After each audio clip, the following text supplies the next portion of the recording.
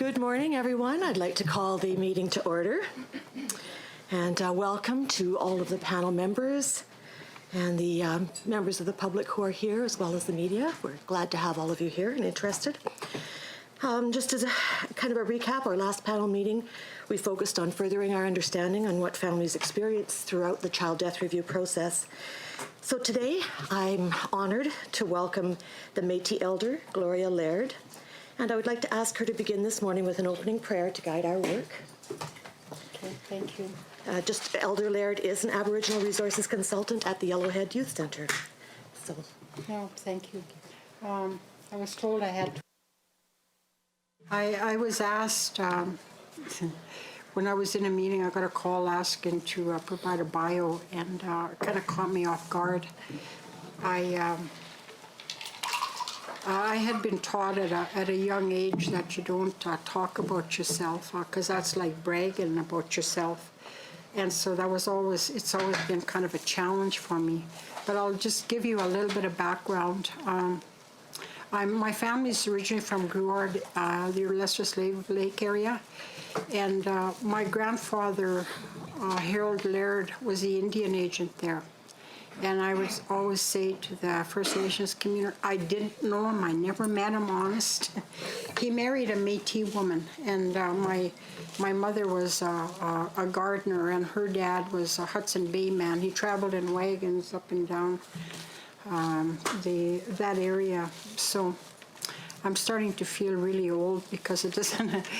Anyway, so that's a little bit of history, because a lot of people in our community, know most of the names, and I don't know any other Métis Lairds other than my brother and I are the only ones left in that family. I work for the provincial government, and I'm an Aboriginal Resources Consultant at Yellowhead Youth Centre. I work with youth there. And out in the community, I'm one of the Métis elders for the Métis Nation Region 4.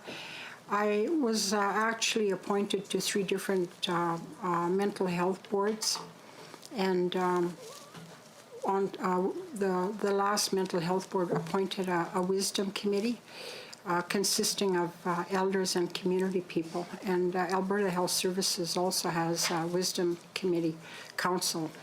And I was co-chair for both of those communities. I had initially approached my MLA and said, there's a real lack of mental health services for Aboriginal people, and there seems to be such a disconnect. I was working up in the Peace River area, and when I'd go to the communities, they'd tell me it's really difficult to go for mental health services because it's right in town on Main Street, and people see you going there, so everybody's talking about you. So we don't go, and we try to find a ride or somebody to take us to Edmonton to go for these services. And so there was also, I'd had my own experience with mental health issues. I had lost a baby, and a part of that was almost having a nervous breakdown. And the interesting thing for me was just listening to my family not knowing how to deal with me, and having a totally different concept of what was wrong with me than what the doctors were saying. And that was sort of where I piqued my interest, and I think that's something that still has to be dealt with, that a lot of Aboriginal people have a totally different concept of what happens mentally and emotionally when you're having problems. And a lot of people, including myself, would go to a medicine person or to an elder first to get help, rather than a lot of us don't handle prescription drugs very well, and our bodies don't handle them. It's the same with alcohol. Our bodies don't handle them. And it's also something that, from my experience and from people talking to me, that it's not something that you talk about, like it's sort of hidden in families. And so a lot of things escalate before people even find out what's going on, and a lot of that has to do with, I think, lack of services. And so that was where my interest was, and when I got appointed to the 3 different Alberta mental health boards with varying names, I advocated to have wisdom councils and to have elders available for our people to access, but also for the medical community to be able to deal with and to be comfortable with our own elders and our medicine people, because they have medicines that'll help our people. So I just wanted to say that, because I know that the very important work that you're doing, that there are considerations that sometimes are not taken into account just because it's not brought up. And when I wanted in my own community to deal with mental health issues, I had one of my leaders say, "Don't talk to me, Gloria, I'm not crazy." And I guess there was just sort of that also that, there's still some shame and embarrassment to have even speaking to me about it, because I advocated for that area and people thought that I was thinking there was something wrong with them. And so that was really interesting. That was over 8 years, and then the Wisdom Council was for 8 years as well before it was disbanded. And there were a lot of our traditional elders on that council that with the mental health board that provided a lot of valuable information, I think, to the mental health community. And so these are some of the areas that I'm hoping that maybe you'll look at and talk to some of our elders when you're dealing with some of these really important issues. So I thank you. I just when I was praying about what my prayer would be, and when I was asked, I didn't know that I would be talking about this, because it's very near and dear to my heart, because to this day I still think that we're really lacking mental health services. A lot of these young people, a lot of them are AWOLing, a lot of them that are ending up in the street, a lot of them that are taking drugs. Their minds are being affected, and I'm not sure that we're keeping up with the trends and how to be able to help them. So these are some of the things that we're seeing out there with some of these young people, and you see them deteriorating as each time they leave, and they end up taking the drugs, and they don't have the capability to even make good decisions. So with that, I'll ask you to join me in prayer, and I'll ask you to, if you would mind to stand. I'll invite you to pray in your own way. We're all taught differently how to pray. I was in residential school, and probably one of the greatest gifts, I say I'm a survivor. I spent many, many years and took hundreds of courses learning how to get rid of all this hatred and grief that I felt. And I had a really, really poor self-image. It took a lot to get me to get up and say my name, so I took about 10 public speaking courses. So I have learned, especially when I was really small and it was such a scary place, the one thing that I learned and depended on was prayer. And to this day, it's been very powerful in my life. And for me, I felt that was probably the greatest gift, was learning how to pray and to call on Creator. And my own belief system is learning to understand and appreciate how the grandmothers and grandfathers work with us. I participate in sweat lodges and the traditional way, and I find that very powerful. So I'm really grateful that you're asking elders to come and pray at your meetings. That's very powerful, but it also brings a very powerful spiritual component to it. But when we invite the grandmothers and grandfathers in to guide us and to guide you and the work that you're doing, that is also very powerful, and you may be inspired with some new ideas. So I'd ask you just pray in your own way. And just open up your hearts. Creator, we give thanks and gratitude for this day. I give thanks for the opportunity to be here and honored to come pray and to be given this sacred medicine to pray with. And we're calling on the grandmothers and grandfathers and asking you to be here to guide the people. Archangel Michael, Blessed Jesus, Mother Mary, Mary Magdalene, all the angels and saints that call on you as well, and to help us. That there's so much work being done, many efforts to deal with the issues in children's services and for our children and families, that we're able to find healing for many of them that are still suffering, and there's so much grief and pain in our communities. We ask for healing in these areas as well, and to bless everyone in this room, for all of them that have traveled from all over our province to be here, to see them safely on their journey home, to be with them, and guide them and bless them on this day. And we ask, may we be filled, surrounded, protected by the pure golden light of the Christ. May all that is good enter, may all else return to the nothingness from which it came. For this we give thanks. We ask that this light be extended to all our homes, our communities, our families, and to all those on the streets that are struggling as well. I ask for blessings for the information that is being gathered here for these people, and that it be filled with light and love, and that we're going to be able to help all of our people in the future. For this we give thanks. Hi, kanaskum tanawao. Thank you. So much. You're very welcome.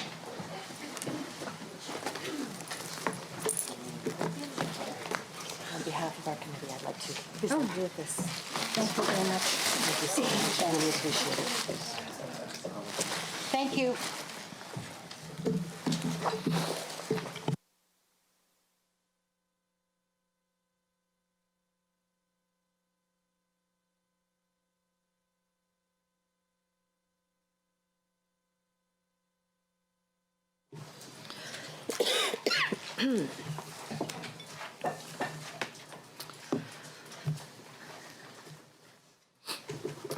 So we'll move on into our agenda. And again, I want to reiterate that we welcome and encourage the public to attend and observe our panel meetings. And we do ask people who are joining us today who wish to provide input on what the panel is discussing to please complete the panel submission form that is handed out to you today, or send an email to panel.submissions@gov.ab.ca from one of the laptops that are available on the main floor next to the panel information desk.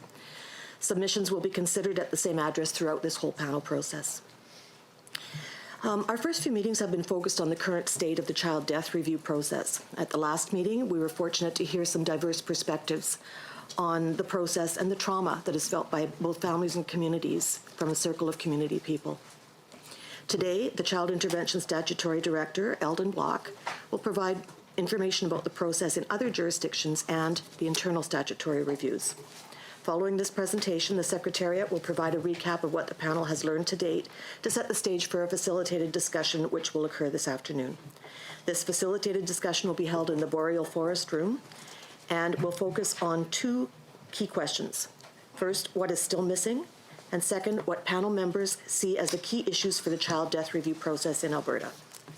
I'm looking forward to this important panel discussion, as it will set us on the right path to making meaningful recommendations for improving the child death review process. So I would like to have somebody, I guess, accept the meeting agenda. Does anybody have any changes to the agenda to propose? We're all good with it? Perfect. All right, so I would like to introduce our presenter, Eldon Block, who is the Statutory Director for the Child Intervention System. Take it away.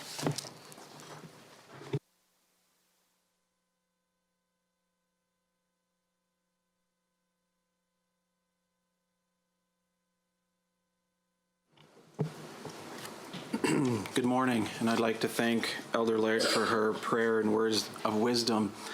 I always find that having an elder opening a gathering like this helps provide the guidance and the grounding and focus when we're talking about children, youth, families, and their communities.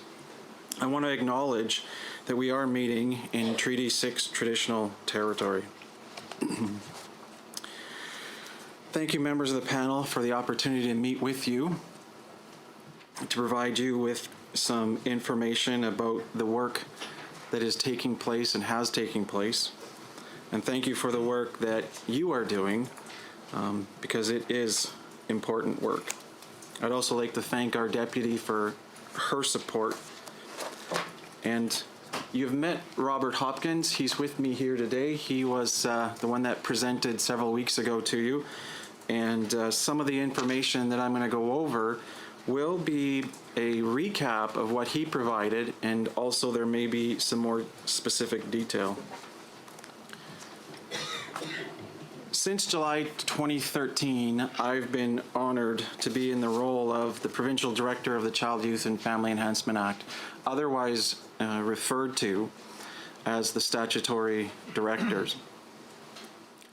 One of my responsibilities is to ensure that those that I delegate under the Child, Youth and Family Enhancement Act are supported as they provide supports and services to Albertans within the child intervention system. Key in this is, and as we go through today, that I know each one of those senior leaders in the delegated First Nations and in the provincial offices whose focus is on supporting their staff to work with families and communities to ensure that children are safe and protected. It's with that and a theme that I'll talk about through the presentation is the balance of talking about this important item in a public setting like this, and also balancing the privacy and the private nature of the loss that parents experience, community experience, when children die. It's also in that context that when we're reviewing this information, I've had conversations, and oftentimes it's been that first call from those directors that I mentioned that are supporting staff in their communities about when a tragic event occurs. And I've heard from them about the grief, the loss, the trauma, and what they are doing to support their communities, their staff, and their families.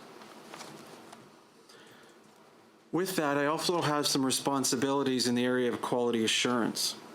And part of that is, I'm going to go over today, from a quality assurance perspective, focusing on ensuring that we are reporting when tragic events take place, that we're not only reporting that, but we're demonstrating that organizationally, one of our foundations is around continuous improvement. What you'll see as I go through this presentation, and we'll talk about it from a jurisdictional perspective across Canada, is in each of the provinces and territories, there are directors like myself who have very similar responsibilities and accountabilities, and are also focused on, when a tragic event occurs, finding out what could be done better to prevent it. For the past almost 25 years, it has been my privilege to work within a system that we're talking about, whose focus is on the safety and well-being of children, in the context of supporting families and communities. I think it's important for me to describe that I do this from a basis of being a social worker with experience and expertise in this field, having worked directly with families, supported staff, as a son who has grieved the loss of a father, and as a parent and a grandparent who has experienced the joy of the arrival of, recently for us, 2 granddaughters. What is clear in my mind is that I have not experienced the death of a child and the hurt and the devastation that loss brings. And so, We are going to talk about quality assurance. I'm going to describe processes. But I need to let you know that each time, and as we go through this slide, if you notice that I pause, each time I see the number 73. It's not a number to me. Those are 73 children and youth. They are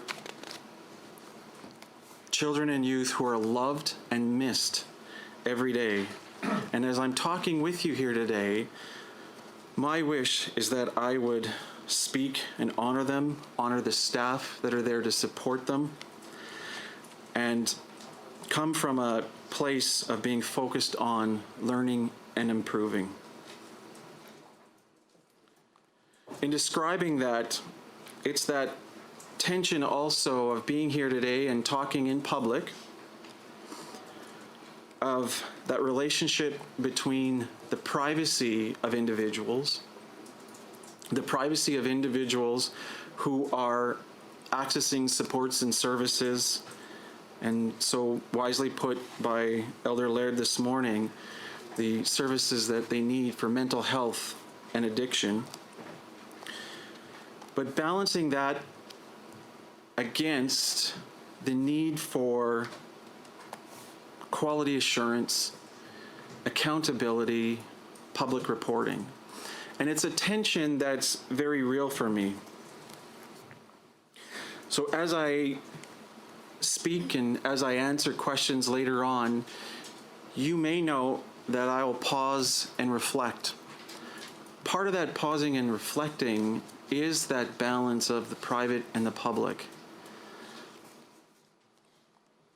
I've personally received the information and those calls about the 73 children and youth that we're going to talk about today.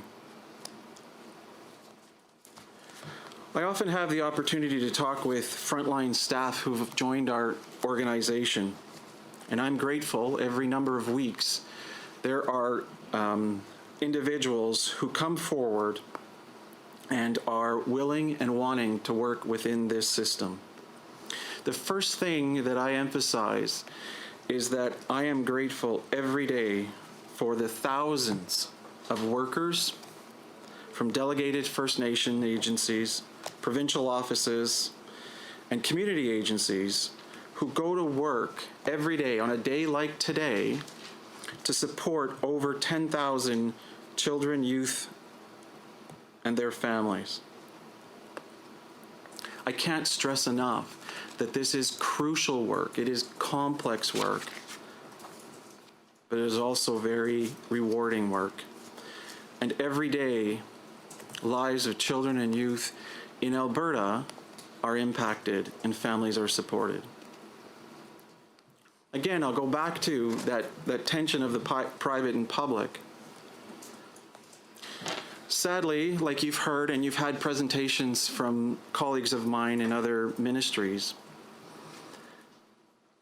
in all sorts of systems, whether it's in health, mental health, justice, there are tragic events. And like those systems, and like you've heard from others, we must have, in the child intervention system, processes that are established in order to ensure that we are continuously improving. We need, and it's my hope today, to demonstrate that there has been progress regarding how we respond and learn from tragic events. Key in that is, and today's meeting and this panel is about gaining information from families and communities. Again, I'm very proud to be part of a ministry that has a focus on working with families and their communities to ensure the safety and well-being of their children and youth.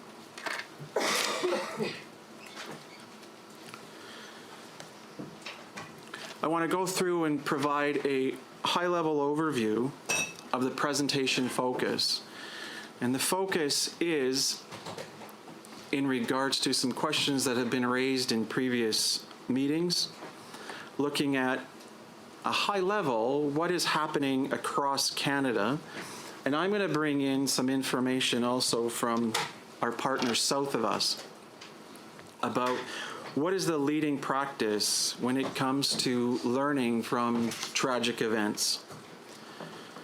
I'll go through in a little more detail the information of what is happening across Canada, and then get into some specific details about the current status of child death reviews, and specifically the 11 statutory reviews that I am moving forward on to gather more information.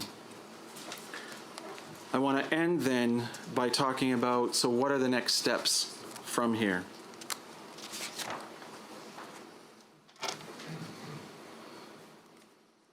There is absolutely more work to be done, and I view it as an opportunity to provide you with information about what's changed, what's worked, and what can we do together to improve supports and services. Key in that is ensuring that we have the voice and input of families and communities from here in Alberta.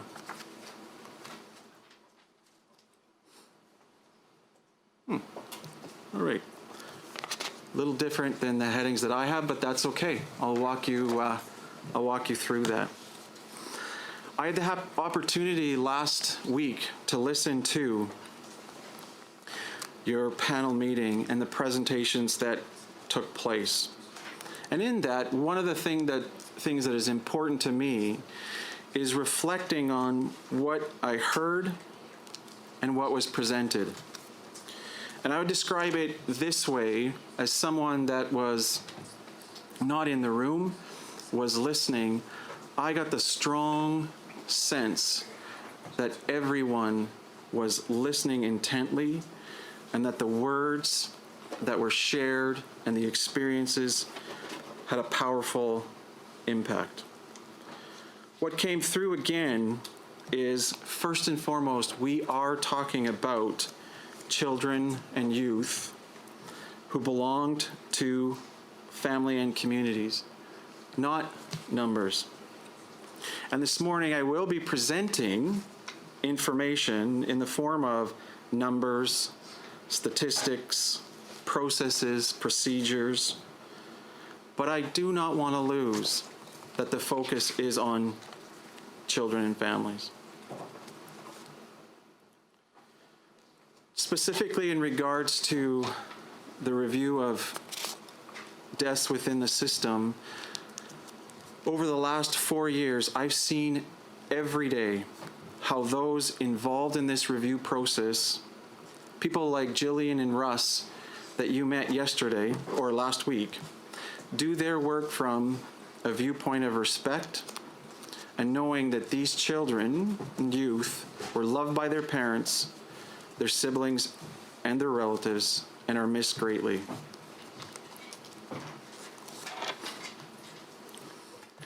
Again, although I have not personally lived through the trauma and grief and loss of a child, I have, as a frontline supervisor, working with a young person who was in care and who made the decision, tragically, to end his life.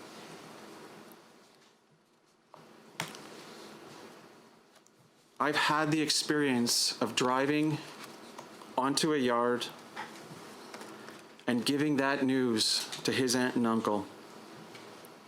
And I was there when that anger and the grief, again, that Elder Laird talked about was expressed, the sorrow and the hopelessness.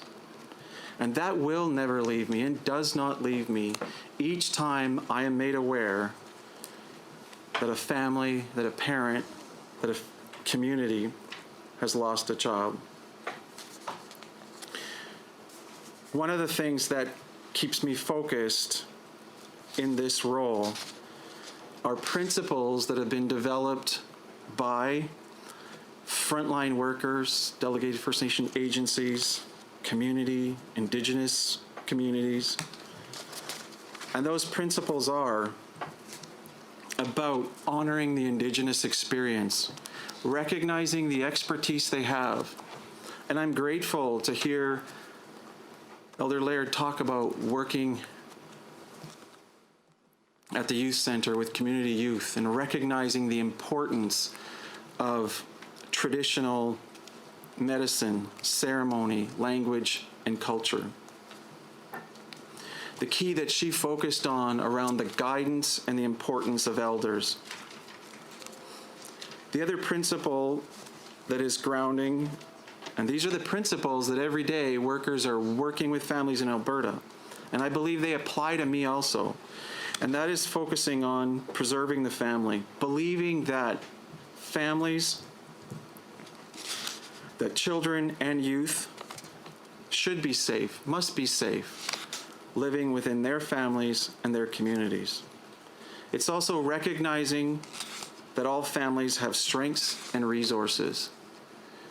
And we need to take that time to seek those resources out and build on those resources. It also means focusing on connection, and children and youth must have a relationship and be connected to their own culture, to their own language, practice their own religious and spiritual beliefs. And like when we work with families, we must work from a collaborative perspective. We also, as a ministry, must collaborate with community, agencies, leadership in nations, researchers, experts, and Albertans.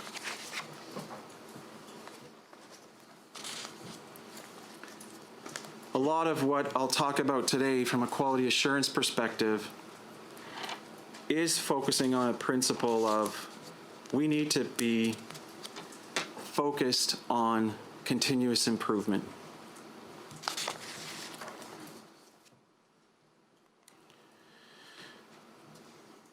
With that, I want to go through and provide some information as requested by the panel regarding a jurisdictional scan of deaths across Canada.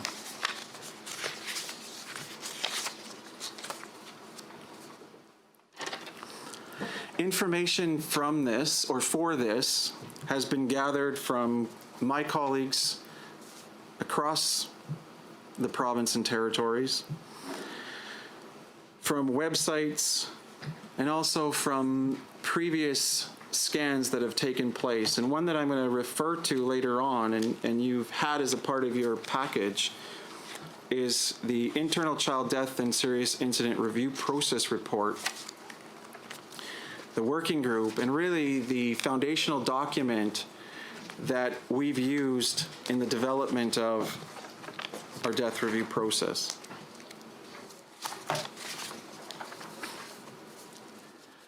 What I want to highlight is it's difficult to pull out direct comparisons because as provinces and territories, we are not on common ground. Like Alberta, each province and territory is unique in things like legislation, issues, resources, policy, population, the age that jurisdiction serves, and how they provide support and services. As a result, these differences translate into different review process. What we do all have in common is the focus on safety of children within their families and communities, and the commitment that when a tragic event takes place, we must learn from it. Alberta is unique, and I believe, like in other areas, we're looking for solutions, improvements that are grounded and rooted in who we are. And I think that's a key purpose of this panel.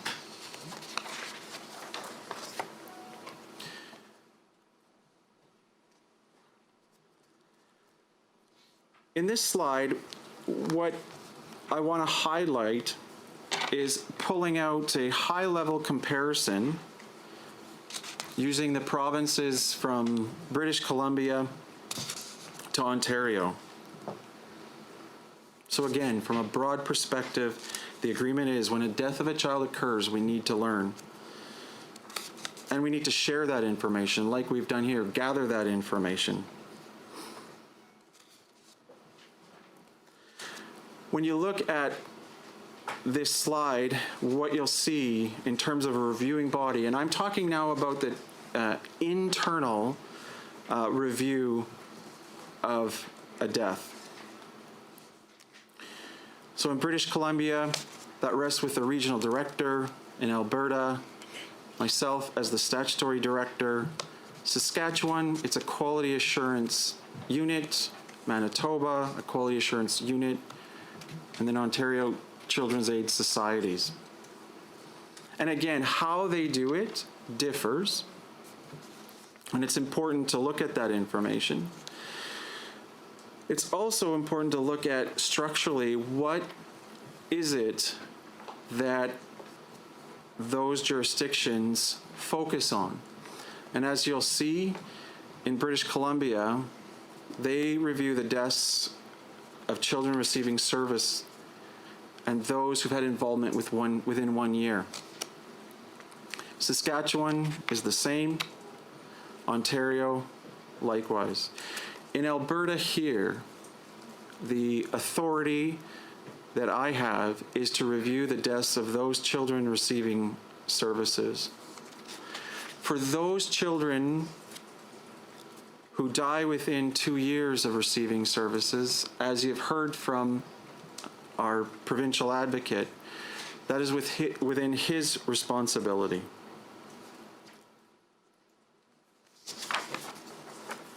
Again, and I'm highlighting what you have heard previously,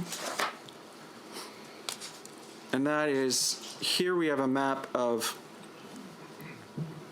the provinces that include or have an equivalent to Alberta's Office of the Child and Youth Advocate. As described in the previous slide, in Alberta, the advocate is unique in that his office's role is to look at deaths within 2 years.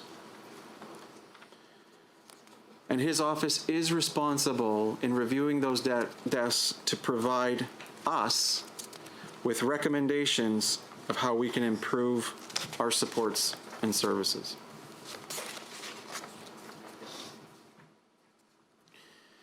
Here, I want to cover, again, information that you've heard directly from the Office of the Chief Medical Examiner,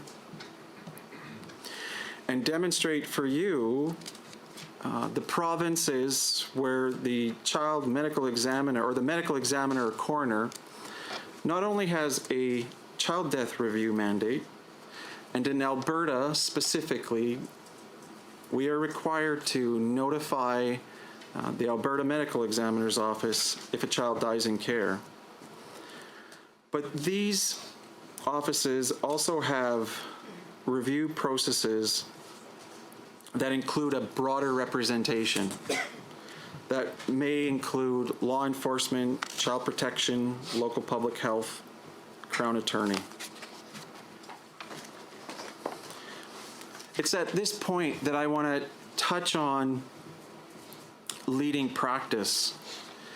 And the focus on that, I'm going to back away a little bit from the specifics of child death review within child protection and look at it from a broader prevention perspective. And to do that, I want to highlight 2 organizations that have done extensive research on this and provided information. And so I'm going to just walk through that information. One of those is the National Center for the Review, the U.S. National Center for the Review and Prevention of Child Deaths. And their purpose is to support child death review processes across the country to understand how and why children die in order to keep them alive and improve the health and safety of the country's children. They outlined several principles regarding child death review, again, from a broad perspective. Their principles are: the death of a child is a community responsibility. A child's death is a sentinel event that should urge communities to identify other children at risk for illness or injury. A death review requires multidisciplinary participation from the community. A review of case information should be comprehensive and broad. And a review should lead to an understanding of risk factors. It should focus on prevention and should lead to effective recommendations and actions to prevent deaths and to keep children healthy, safe, and protected. Here in Canada, we have a professional organization, the Canadian Pediatric Society, that in 2013 put out a position paper, again, from a broad perspective, looking at all deaths in jurisdictions. And I want to pull out some key considerations. Their position paper outlines the mandate of a formal child death review is to advance understanding of how and why children die, to improve child health and safety, and to prevent deaths and injuries in the futures.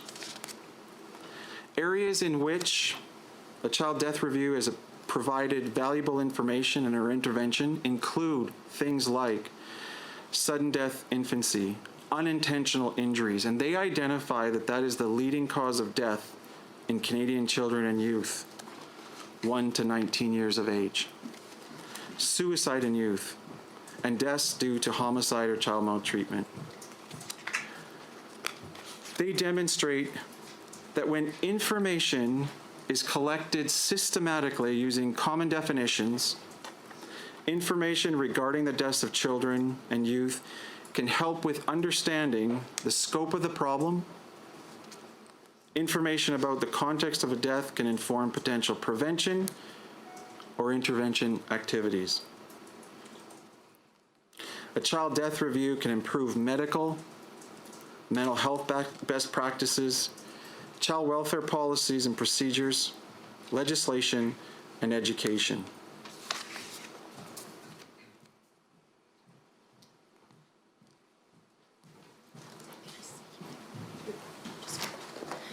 You got a different one? Yeah. We're going to interrupt Eldon's presentation for just a second because the secretary will take full responsibility. He had a couple last-minute changes, and I loaded the wrong presentation. So just hang on, and we'll get him his correct one. That's in there.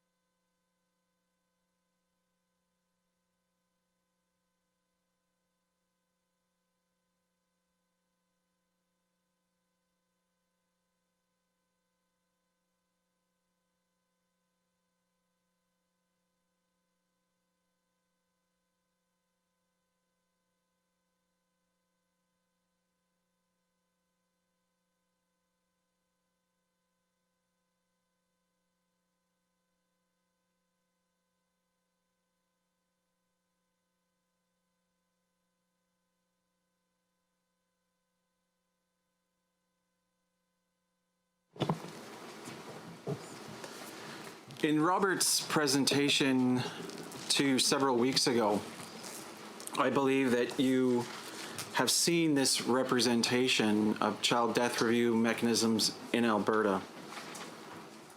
And I've covered from a broad perspective what happens in other jurisdictions, what some possible leading best practices are, and I want to move now into what is taking place in Alberta. Again, it builds on the information that was presented to you last week. And you can see that, and this isn't an exhaustive list, but these are the organizations that when a child or a youth dies that has received services are and may be involved in a death review process. And again, I go back to the information that you heard from Russ and Jillian, and not only heard, but saw and was represented in a document about the impact that families, communities, staff experience as a result of, pardon me, multiple reviewing bodies, organizations, over multiple years.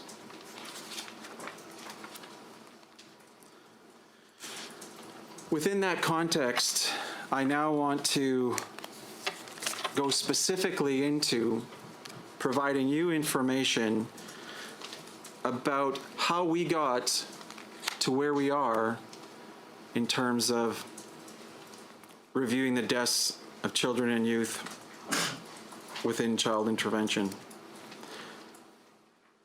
Again, I recognize you've seen this. I'm going to use this for a couple minutes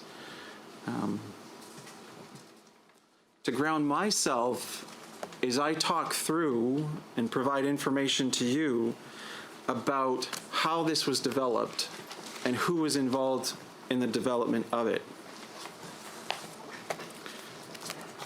As I mentioned previously, as a part of your package has been included a working group document titled Child Death and Serious Incident Review Process Report. It's dated September 30th, 2014. This is the foundational document that we have used in regards to moving forward with death reviews in Alberta. And I would highlight on page 18 and in the appendix the partner and stakeholder engagement that took place in developing this document and the processes that were and are established. On page 28,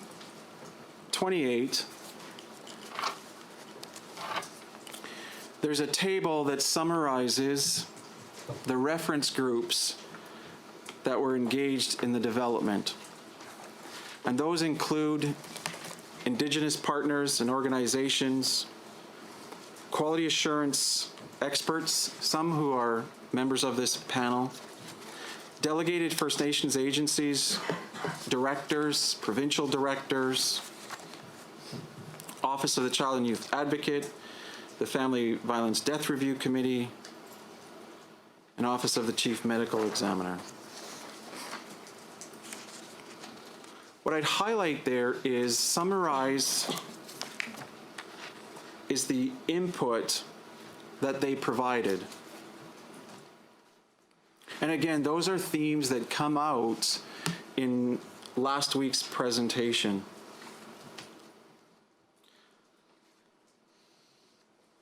I want to touch on one, and I had the privilege of being at the round table in January of 2014 and meeting Billy Scheibler, the Chief Executive Officer for Manitoba's Métis Child and Family Services Authority.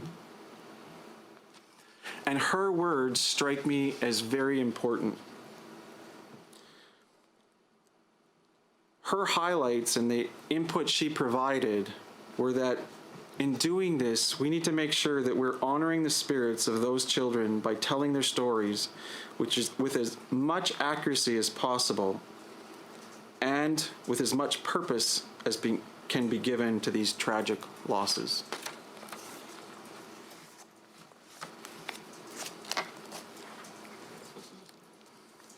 I talked about being at the round table in January of 2014. And I would use that as a bridging point to begin the discussion about what has happened since that time. What has happened since recommendations from experts, from community, came forward.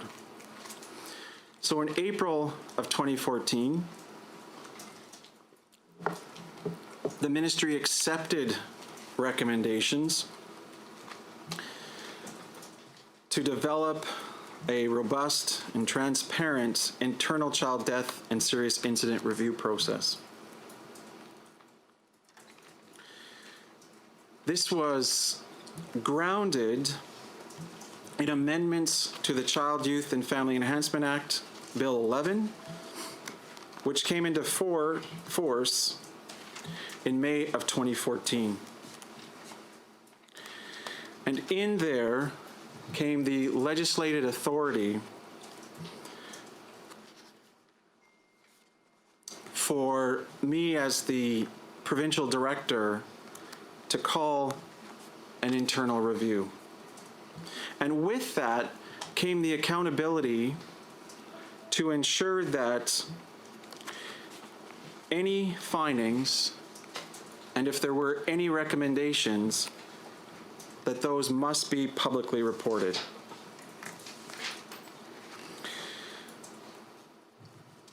From May to August of 2014 is the time frame that the document I referenced, the working group, was put together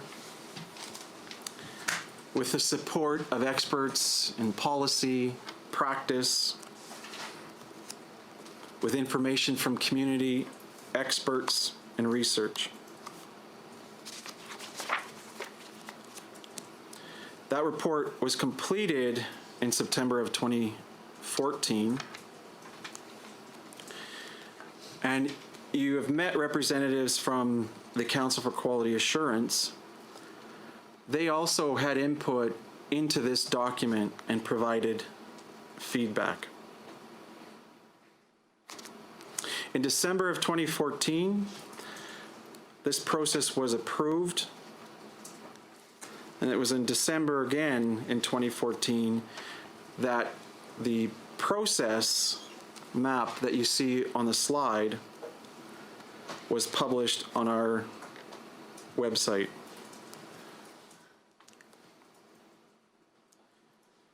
In June of 2015, we commenced the child death and serious injury review process. And from that time, and I'll get into in the next number of slides, I will talk about the deaths that have been examined, what that process looks like, and who was involved. In December, and again, as Robert has talked about, I made the decision that we would proceed to review 11 deaths. And then again, I'll go into the specifics.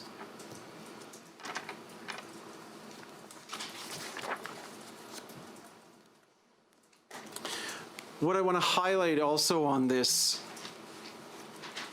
process chart as it's in front of us is the notification, the examination. I'm going to talk about what that looks like, who's involved, the decision making. But I also want to stress that it is about learning to support continuous improvement.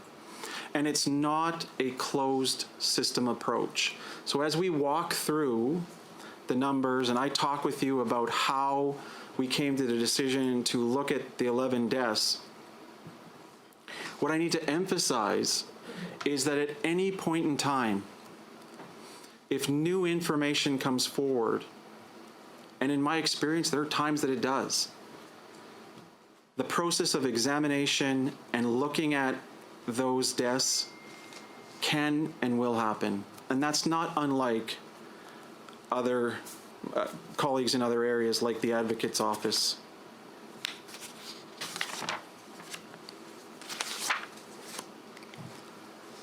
I'll touch briefly on where it is that that aspect of quality assurance is grounded. And I'll mention again, it's that balance of, we are talking about children and families, and we also need to talk about quality assurance, review, continuous improvement.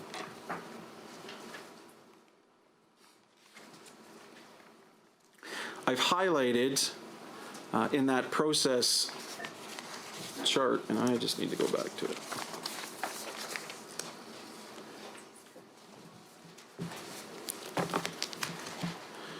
The role that I have in terms of designating individuals to do reviews.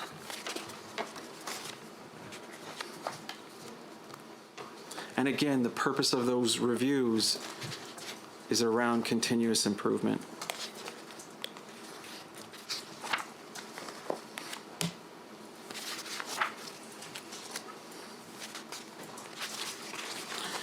Actually, sorry, I'm going to back up one. I just want to talk about the quality assurance again. And I didn't mention in the internal child death and serious incident review working group and the development of that document, we talked to and took information and leading practice from our colleagues at Alberta Health, who I know have been here and have talked about the process that they use when an adverse event takes place in the health system. And like that process, when information is received that a child dies, there is immediate action to support the community, parents, that family. The service delivery directors that I talked about in the delegated First Nations agencies and provincial directors respond to and make changes if there are things that require immediate attention. And like the health quality assurance process, what I've just described in terms of our death and serious incident review is similar to their quality assurance review under Section 9. And again, it's what they are focused on also in evaluating what happened, what can be improved, how can we learn.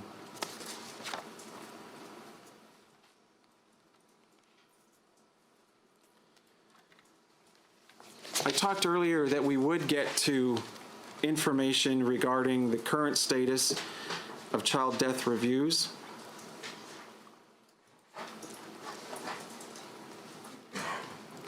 And I would be providing more information regarding what has happened and what will happen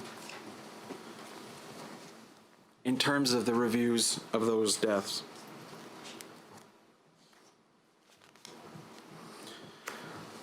So I've gone through, and that process chart we talked about a little while ago showed notification,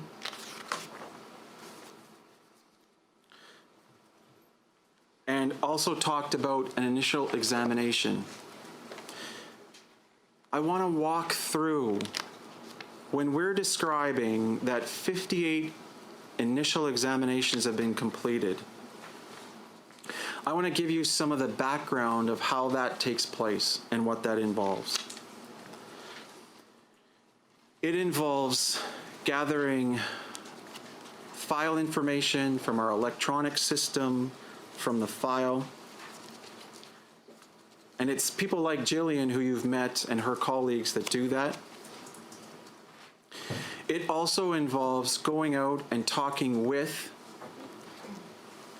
staff in those delegated First Nation agencies, in the provincial offices, gathering information from them, and putting together a document that provides the factual account of that child or that youth's life.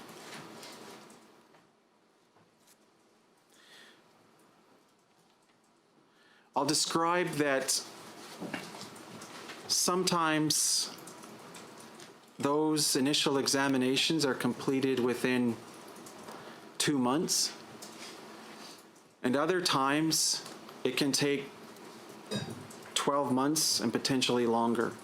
A part of that is dependent on how long we've been involved,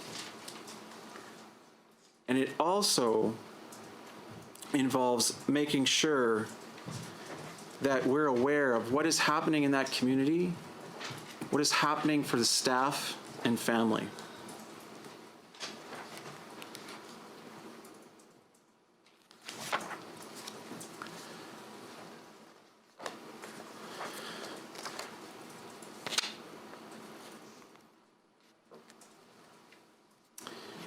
The previous slide, and I've mentioned, there are 11 deaths that we will be doing further examination and review. I want to describe the process taken from that working group document that was part of how we arrived at reviewing those 11 deaths.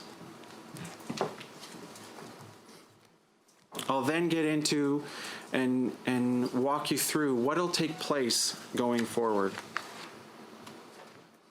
We reference, and you've heard when Robert spoke, the term statutory review. And what that means is that there will be more engagement with family, community, delegated First Nations agency staff, provincial staff, and others who were involved with that child. And that could be health system, justice system, police. In looking at the considerations, I want to emphasize that this is a starting point when we look at these events. It's not an ending point. It is criteria, but it's not exclusive. These are factors that are considered. And so we look at, from a prevention perspective, what information can be gathered to contribute to improving policies and practices, and thereby improve the safety and well-being of children receiving child intervention services. What is the type and manner event? And I'm going to get into the next few slides some specifics of that. What led to the child's death or serious injury? We know that, and Robert had presented information that there are a significant number of deaths of children as a result of medical issues. We also need to look at the degree of involvement that we've had with the child and family. What type of services did we provide? What was the frequency and intensity? And I'm reminded of Russ's comment last week when he talked about, we report on deaths of children when in fact the only information we may have is a screening call that came in. And that family may not know that we have that information. Then we also look at reviews by other external and internal bodies. What's taken place? What have the recommendations been regarding those deaths?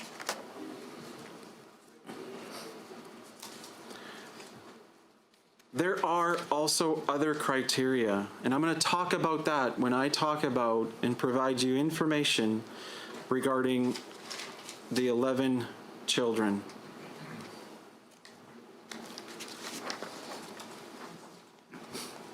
So again, to go over that criteria when we talk about prevention, and what we've done, and you've got the recap document with more detailed information in your package about the breakdown of deaths. What I want to highlight here is that in looking at prevention, we are focused on looking at it from a lens of child intervention. That does not take away from the importance of working with our colleagues in health, the medical examiner's office, and organizations like the Alberta Injury Prevention Center. So it's about lead and focus is one of the considerations.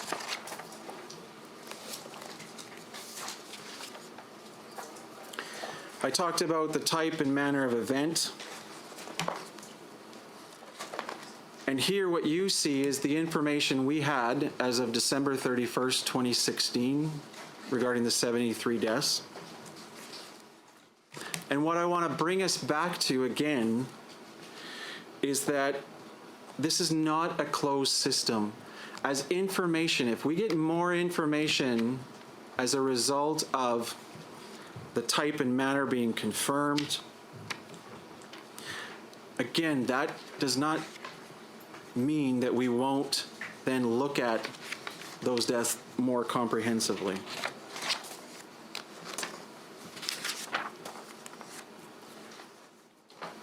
I'll also highlight, and I've talked about briefly, the degree of involvement. And as you'll see in the recap, pardon me, document, of the 73 deaths, 32 occurred at an initial assessment phase.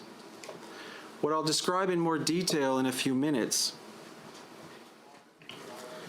is that 7 of the 11 deaths that we will be focusing on were at the initial assessment phase, or we had very, very early involvement.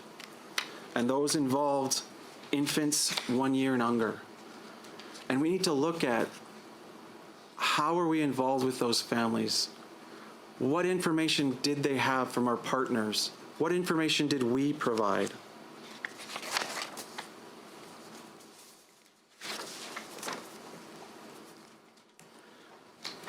Excuse me.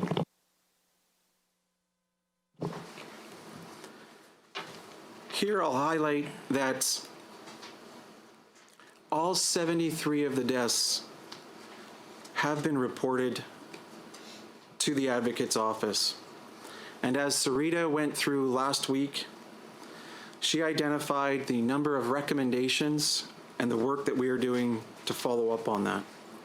And it's something we need to take into consideration as we're looking at whether or not we'll do a further comprehensive review. We need to make sure we know what has already been recommended. They've also been, and you met and heard from representatives from the Council for Quality Assurance. And they also provide input into and provide suggestions about what they think a focus should be and which situations we need to look at.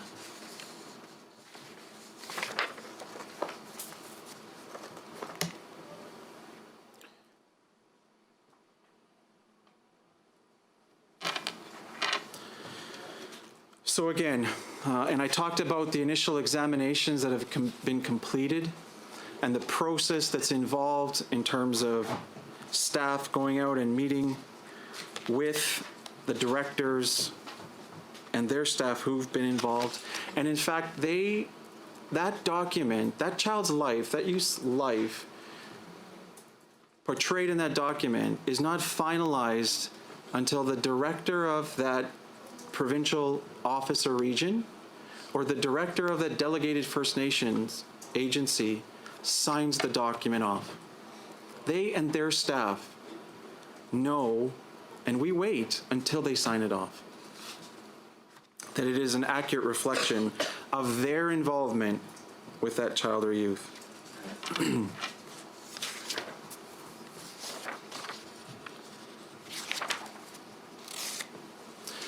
As Robert has talked about,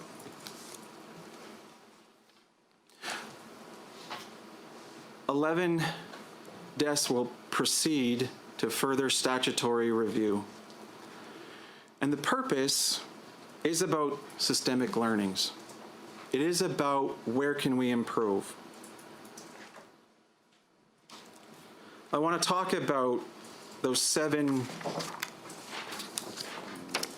infants under a year and a potential focus that the review will take in completing that review.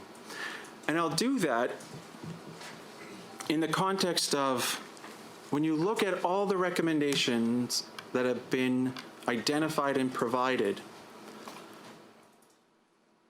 a solid example of how our system has changed and improved has been the result of recommendations coming out of fatality inquiries and other reviews regarding safe sleep. And this has resulted in a close partnership and the development of expertise within our services to ensure that foster parents, kinship parents, caregivers of infants understand and know the safety standards for cribs. It's part of their training. When I look at 7 deaths of infants 1 year and under at that initial stage of involvement, and I'll be very clear and very blunt, there's not a concern that a parent has harmed this infant. This infant has died, and we need to work in partnership absolutely with the medical community, with the expertise, chief medical officer. But the intent of this review is to look at from our practice, what are we doing well? Are there things that we could be doing differently when we're interacting at a very early stage with families that have young babies? I'm going to also talk about the 4 deaths that will be reviewed. And these are situations where children 5 and under have been returned to their parent, to a relative, and it's resulted in a tragic outcome, the death of that child. Research that you've seen, that I've read, we are talking about a very vulnerable population, 5 years and under. And what we're also talking about are 4 children who were returned to caregivers, and the outcome was tragic in comparison to the hundreds of children every year return safely to their communities, to their parents, and to their families.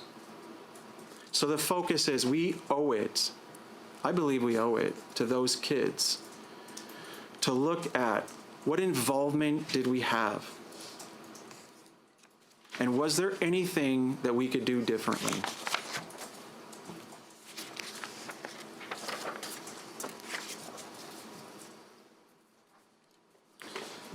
I'll touch briefly on what's taking place in terms of next steps. Some of this has already occurred in regards to the engagement of family and community. And here again, I'd pause to talk about the tension of the private and the public. I've met with leadership from delegated First Nations agencies, from provincial offices, communities, and I've had the discussion about what will take place in terms of the review. I've heard the pain and the questions about why another review? Why open this up again? Why open our communities and our families to this? And I've also heard them say, we want to learn. We are learning organizations. As a community, we want to know where we can do better. And it's been an honor in circumstances where agencies, community, leadership, knowing that we're doing this review, have said to us, walk with us. Come and join our process as we use our ways of looking at these events as we heal. And I truly count that as an honor. And I think that is the approach that we need to take.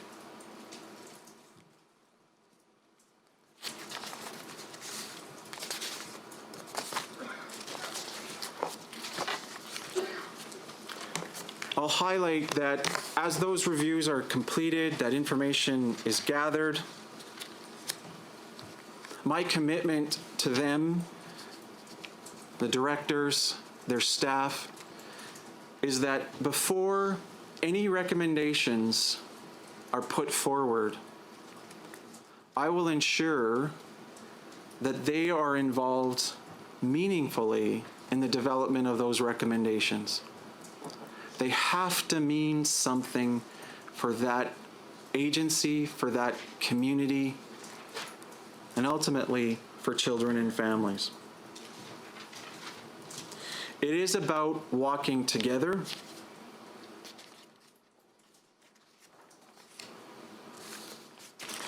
Once that is completed, findings and any recommendations will be made publicly available.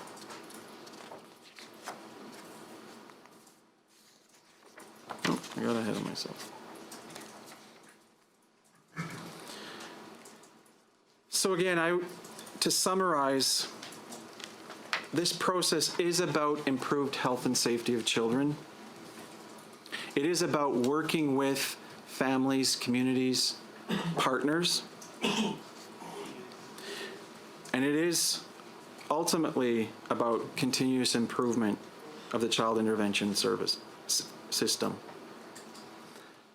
I want to thank you again for this opportunity to meet with you, provide you with this information. Thank you. Thank you very much, Eldon. At this point in our agenda, I'm going to propose we take a 15-minute break, and then we'll come back with some questions for our presenter. So let's say 25 after, so 22, we'll reconvene.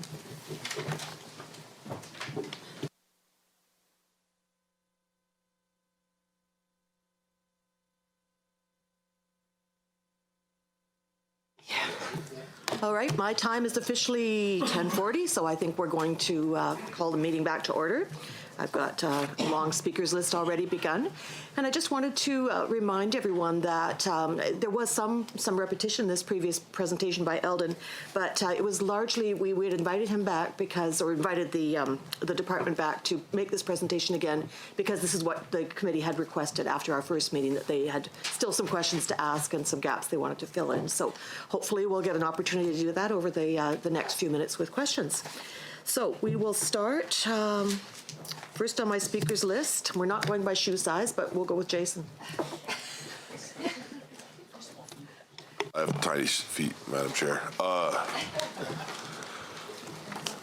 So on page 5 of the slideshow, I believe, at least page 5 of the slideshow that I had the copy of, it basically makes it clear that we, being Alberta, are the only province profiled in there that internally reviews files for those receiving services, and I quote, those receiving services, whereas other provinces, all the other provinces that are reviewed, also review if there is involvement within the system within 1 year.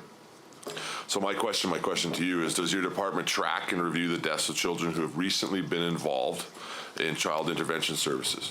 So if a child intervention service dealt with a child that then technically left the system and then that child died, would that death be subject to statutory review?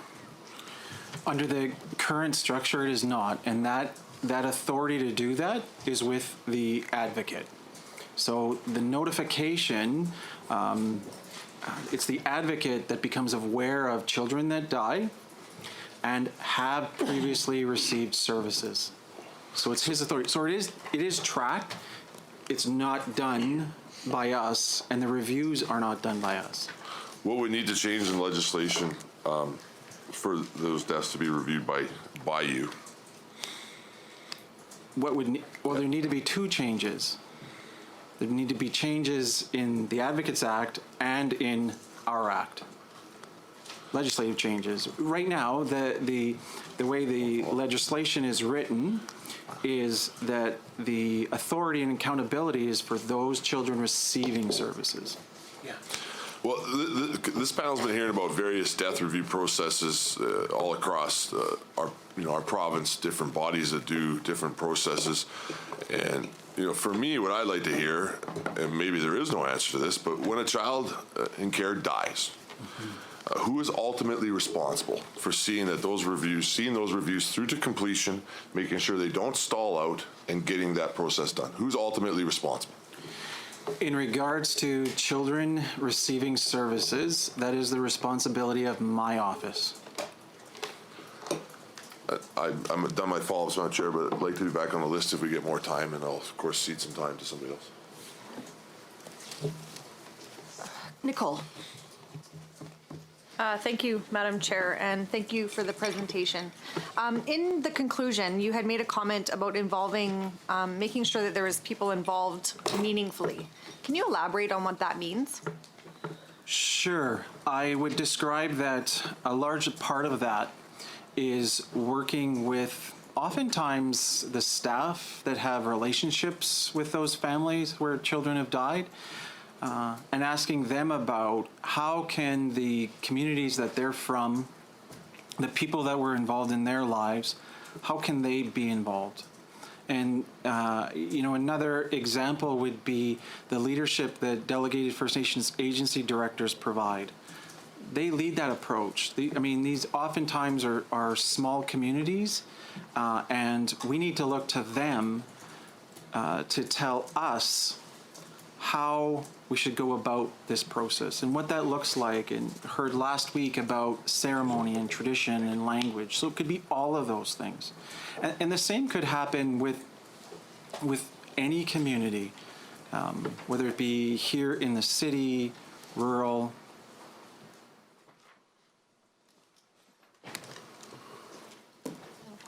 At what point would you start engaging? If you could expand engaging. So when you're working with the staff and the leadership of the DFNAs, at what point do you start that relationship working? So as a result of the structure of our ministry, I have that relationship because I delegate each one of those directors. So we meet regularly, we talk. When there's been a tragic event, that continues in that they are required to notify my office. We then are looking to ask them what are the supports and services they need as they support families. And as we gather the file information, we're again talking with them, and we're taking direction from them about how and who we speak with. Thank you. Greg, followed by Heather. Thank you very much. What do you think needs to change to trend down or to reduce the number of deaths of kids in care? We have to continue the process that started, and for me, being in this role at the round table, and that is the focus on having structures in place from a quality assurance perspective that look at the circumstances, look at what worked well, what didn't, and then use that information to improve our policy, our practice, our relationship with other partners. It's that continuous improvement loop, like we see in organizations like health. It's being aware of, it's about exploring and then making changes. So we're near the end of your presentation. You spoke about the reaction from within your group to the announcement of this panel. And you said there was two reactions. One was, oh my goodness, it's another review. And there was this, I suppose these are my words, not yours, but I would just read that as a pushback or an, oh my goodness, not again. But you also said that there was some interest in being a learning organization. Can you quantify or describe for us the culture within child intervention, within the Office of the Statutory Director, your delegates, and anyone else, as broadly as you want to define that, as it relates to continual improvement and learning? Is there a genuinely open culture of saying, that didn't go as well as it, we've learned something, and it may have been from a tragedy, it may have been from a near miss, it may have been simply from something that didn't go as well as it could have. And do you feel you're making progress in translating recommendations and learnings into action that materially reduces the number of deaths of kids in care?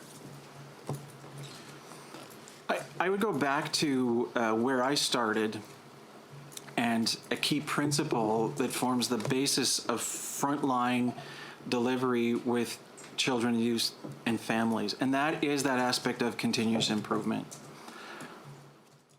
I know and I have seen the commitment that our staff have to learning. And it's, those principles are an example of that. I've been involved in child intervention since 1992. We don't practice the same way as I did then. I heard in last week's presentation from people like Cheryl Whiskeyjack talking about some of the changes she has seen in how we provide supports to families and how we provide, how we interact and work collaboratively with agencies like her agency. And so I'm confident in saying this is a learning organization. This is, we have staff at all levels that are focused on improvement. And I hear from directors and the delegated First Nation agencies and provincially, I hear from them when these tragic events occur about their wanting to improve. No one wants this to happen. I'm sure they don't, and I don't suggest for 1 second that anyone does. How much resistance is there? I mean, you said it yourself, that there are people who say, gosh, another review, can't you just leave us? I mean, I'm now, you didn't say this, this is, I get the sense I get is though that there is clearly some pushback there. And I'm just curious if you can quantify how, is that a core part of the culture? Is it something that's to be overcome? Is it something that's fading away, or is it something that's entrenched in the system?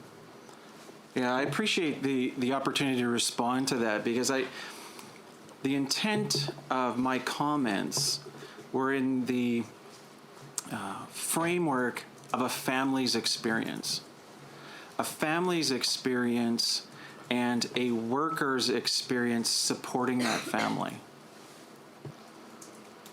Not that we don't want to have, in fact, I articulated, we need to be evaluated. We need to have feedback. A system doesn't improve if it doesn't get that.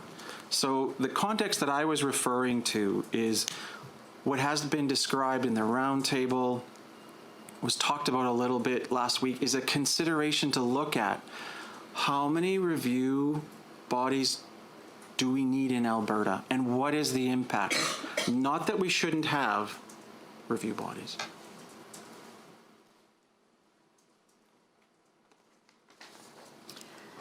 Next is Heather, followed by David. Thank you, Madam Chair.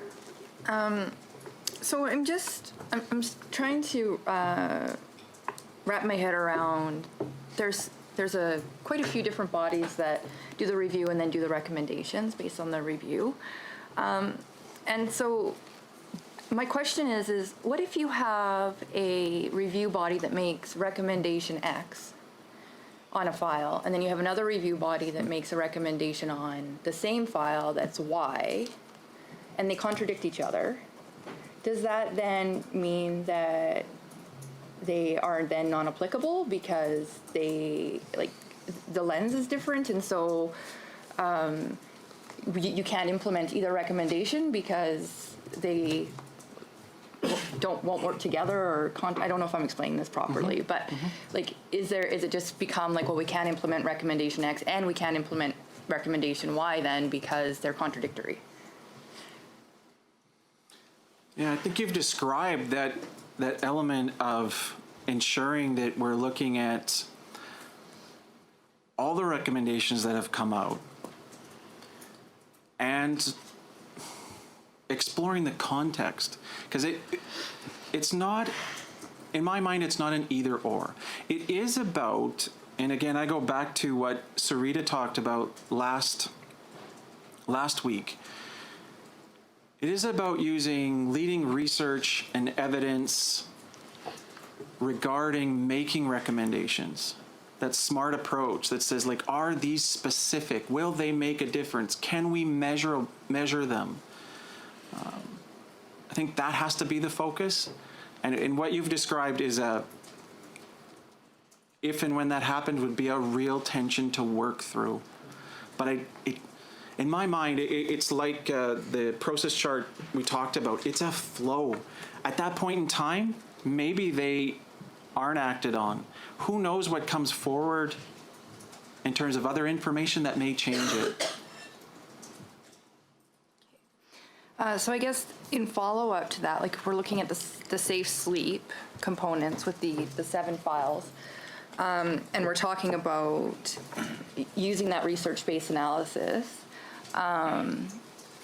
there's child development components that can sometimes impact safe sleep, whether it's pre-exposure, exposure to domestic violence, prenatal exposure to different things, and or just development of the baby, right? So I'm just wondering, when we're looking at these 7 safe sleep files, are they medical in the context of acknowledging that there may be some prenatal exposure, or are these considered separate from that? Like, are they not, have we ruled out that all of those indicators and risk factors are non-existent, and so therefore it was just too many blankets in the crib or a stuffy in the crib? That, like, how are, I guess, I feel like from a research perspective, we know that there's early indicators that put infants at risk. Right. And so how do you determine that these 7 files are outside of those determinants? What you've helped me with is you've raised some of the questions that we need to look at and we need to explore. And to get to some of those, we are going to have to rely on research and expertise from places like the medical examiner. And again, what I would go back to is it is about that focus. And the things that you have brought up, we need to consider those. It needs to be part of that process. So thank you. David, followed by Patty. Thanks very much for your presentation. I'm not clear on the nature of the day-to-day relationship between your office and DFNA's. Can you tell us something about what the communications patterns are over a particular case, what kinds of openness there is to sharing information, a sense of collaboration or threat that may or may not be there, and how that's evolved in your time? Sure, I can touch on that. All of the delegated First Nation agency directors are individuals that I know personally. And I have, through the legislative requirement, signed a letter of delegation providing them with the authority to delegate their staff to deliver service.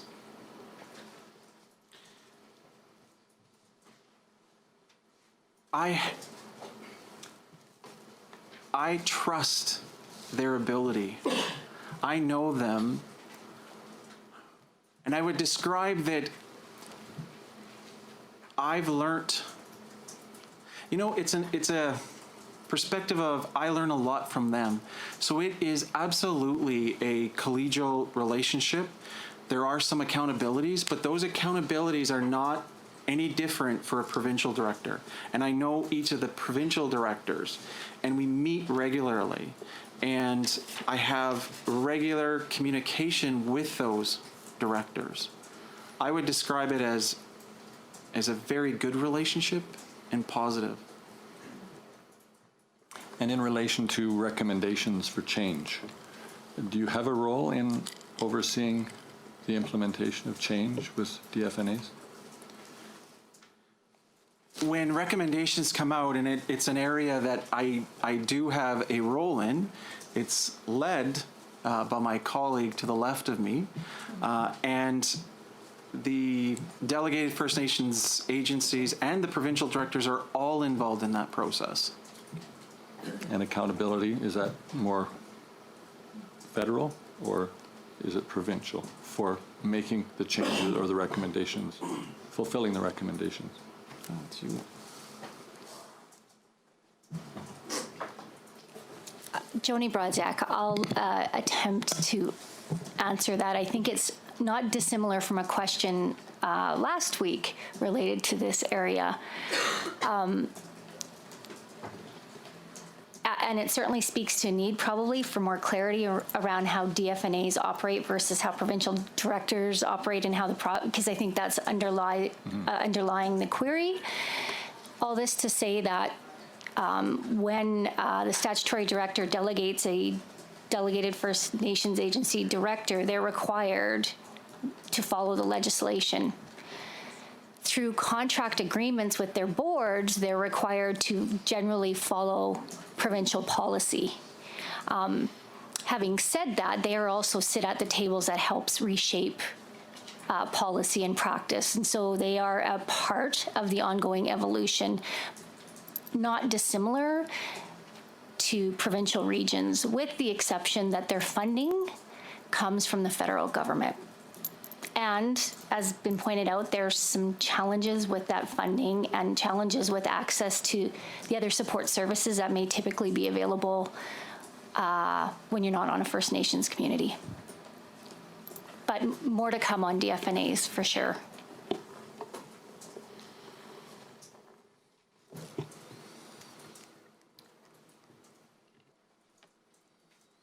I have Patty, followed by Graham. Good morning. I have two questions. First, as a panel, we've had questions and I can tell we're all thinking about, is it possible to streamline some of these processes at all the different reviews?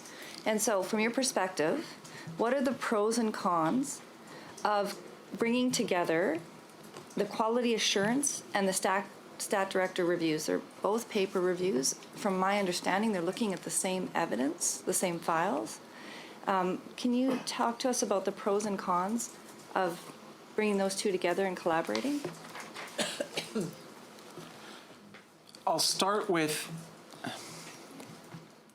the pros, and it does go back to the sharing of the same information, which I need to describe happens now. So when and the review process that we do in the initial examination, it's not just paper.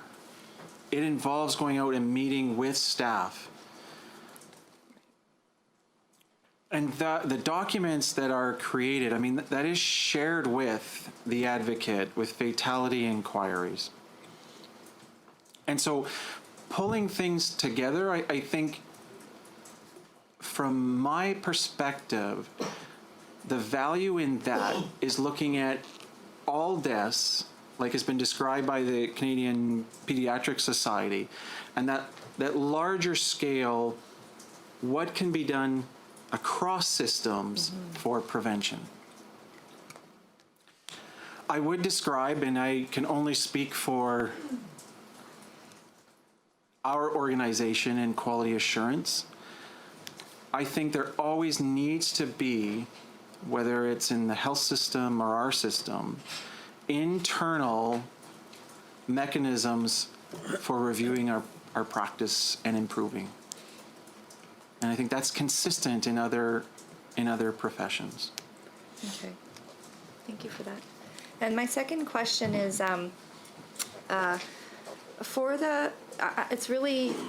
it was good to hear your description of your relationship with DFNAs and how there's always that director's eyes, I can't remember who else you said, eyes on that initial examination to make sure that the story told about that child is actually correct. We know that there are a tremendous amount of Indigenous children in small towns and cities where the DFNA does not exist for them, including some reserves that don't have DFNAs.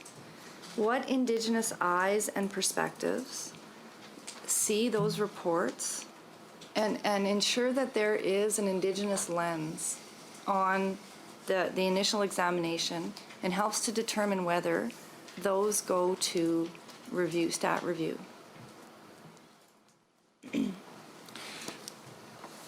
A component of that is the process of making a determination. I'll back up. The initial examinations, when we're talking with the individuals who have been involved with that child and youth's life, one of the things that is there is, and I'll refer to it, might not be this document, but we're looking at who has been involved with that child. And so figuring out those relationships, and if they have connections, have had connections to a First Nation, to a Métis settlement, to another culture, it's exploring within those circumstances who needs to be involved. Does that include like second and third generation Indigenous people who have grown up in Edmonton though? Like, I mean, not everybody has that connection back to a reserve or back to a settlement. Right. And I'm talking from 22 years of experience in my agency. There's a lot of Indigenous people who have no connection back, but still need to have that Indigenous lens on the death of that child.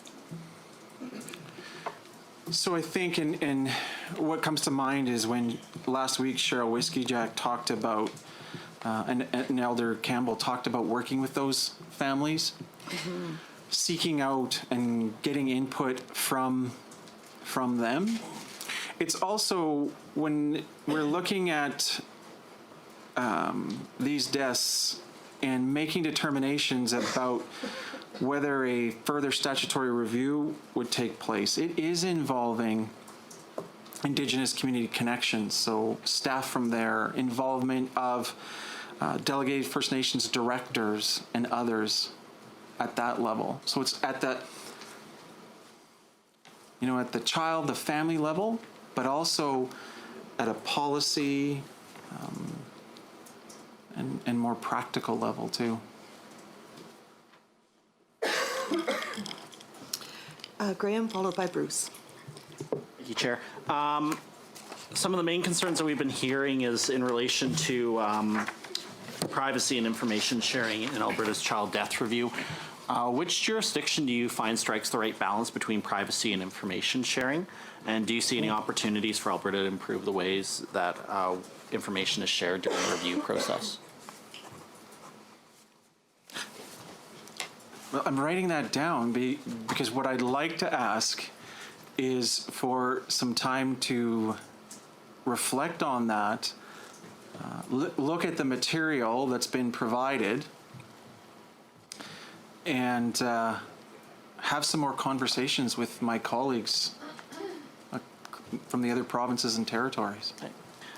Could you provide us with that information within like a couple weeks or so for us to review? I meet regularly with, we do conference calls with the directors of child welfare, and absolutely, I will ask that be put on the agenda. And then I have another follow-up question. This kind of veers off to a different direction, which is, you've provided us with information about manners of death, but I have a lot of one question that goes through my mind is near misses. So, we have the statistic that we've lost 12 children to suicide. How many situations where we almost lost children to suicide? How many situations where we almost lost a child to drug overdose? Do we have that information, and do those get reviewed?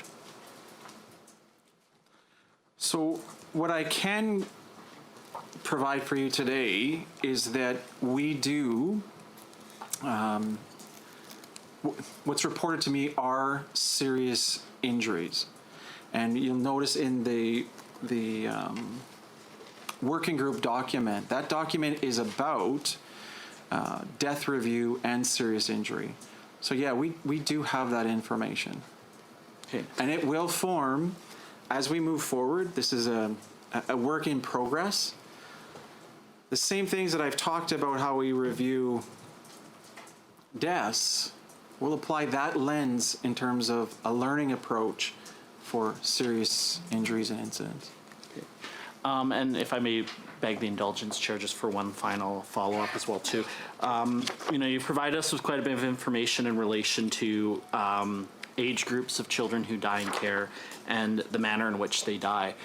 The challenge I'm having looking at these numbers is we're looking at a gap of over 20 years. And, anyone who's had children in the room can attest that my 2-year-old is way different than my 8-year-old is.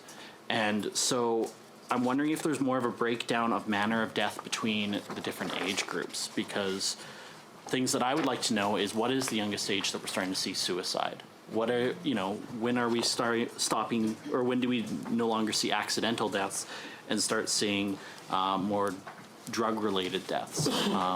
Because the main thing that I feel like there's unanswered questions within the statistics that I'm seeing here as well too, to see if there's any trends of when children are dying in care and in what manner versus their age group. Okay, we can take that away. Okay. And if I could just interject, I believe I did see some of those stats in the previous report, so you might want to review what's in the e-binder, because some of that might be there. We will go on to Bruce, followed by Maria. Great. Thank you very much for your presentation this morning. Very informative. A couple of questions that I wanted to talk about. One was looking at those cases that are specifically related to maltreatment fatalities. And so you've talked about 4 of them that are going forward for full investigation. Does a maltreatment fatality always trigger a full investigation? Or might it all sometimes stop on the front end? As I reflect on that question, I'm trying to think of why would we not? And so, because I think you raise an important point when I've looked at research and research that you've been a part of, that is, I think, a priority focus that we need to look at. Because it is those, like tragically, we have a large number of children that die as a result of accidents and medical conditions. And there again, I go back to a paradigm of we need to work with our colleagues in regards to how can those be preventive. I think in regards to if the maltreatment happened while receiving services and in our care, for me, it's an absolute. Okay. A follow-up question, if I could, is looking at the 11 cases that you have that are going forward for review, can you talk, and again, maybe you know this off the top of your head and perhaps not, but can you talk a little bit about what cases have duplicate investigations that are going on, what ones are also going through CQA or the Office of Child and Youth Advocate out of the 11 that are going forward? I was just curious. We all have gone to the CQA. So I'm just conferring with Robert, and I mean, it can confirm that they all have been reviewed by the Council for Quality Assurance. We can go back and look at and get that information. Yeah, I'd be interested just looking at that, kind of wider span of duplication and what are the relative merits of having that many different investigations happening for this 11, for example. Great, thank you. Maria, followed by Cam. Thank you very much for your presentation, and I have to say I'm hung up by quality assurance, and I am because I come from over 30 years with the federal department where quality assurance came up lots. So the first part of my question, is there a QA team within the department? I would describe it this way. There are different components of quality assurance in different divisions within our ministry. I have accountability and responsibility specifically for what I would describe as operational quality assurance. So that is in relation to adherence to standards, policy, legislation, death, serious injury.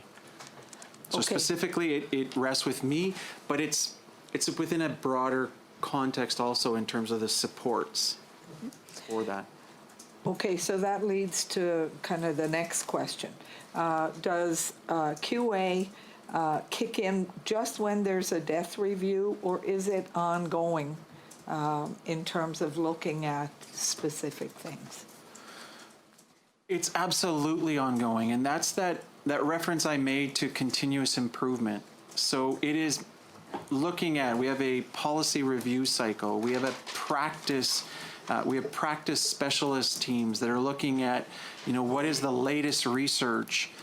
It is taking in information like the Alberta Incident Study, input from other organizations, and then applying that on an ongoing basis.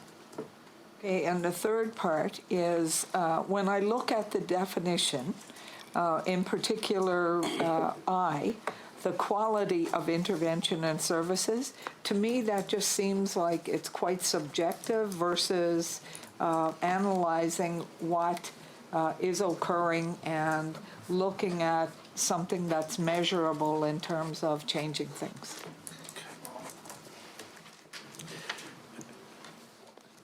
That you raise a good point about quality assurance from a subjective perspective and objective. And I think in the weeks to come, I think you will get information about outcomes and what are results. And that's an aspect of it. It's also moving towards, I think, quality assurance needs to involve finding out from people who have received the service whether the service was effective. And that's a journey that we're on. And the principles that I talked about, that again is a foundation of where we need to go in terms of developing processes to hear what worked well for them? Was it effective? Could we have done better? Okay, and the final part is, given that you've got ongoing quality assurance going on in many aspects of what happens, do you find that maybe it's redundant to have an outside quality assurance, then do a review when something happens? I'll go back to what I described is I am absolutely focused on having an internal process.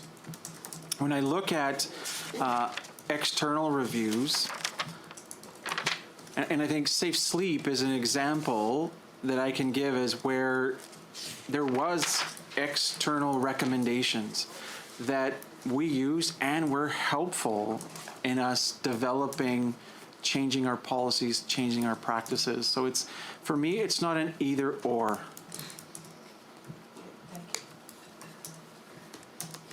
Cam, followed by Prab. Yes, thank you very much. I'm sort of noticing a bit of a theme here that I kind of want to explore a little bit more in terms of duplication of processes. You know, in the presentations we've had in previous meetings, there seems to be a number of processes that were initiated, you know, sometimes as a reactionary approach, it might seem. And so I'm wondering if you can tell us, are there any elements of the processes, like the multiple processes that are involved, that were created from previous reviews that you think could be or should be refined? Do we need all of these parallel processes?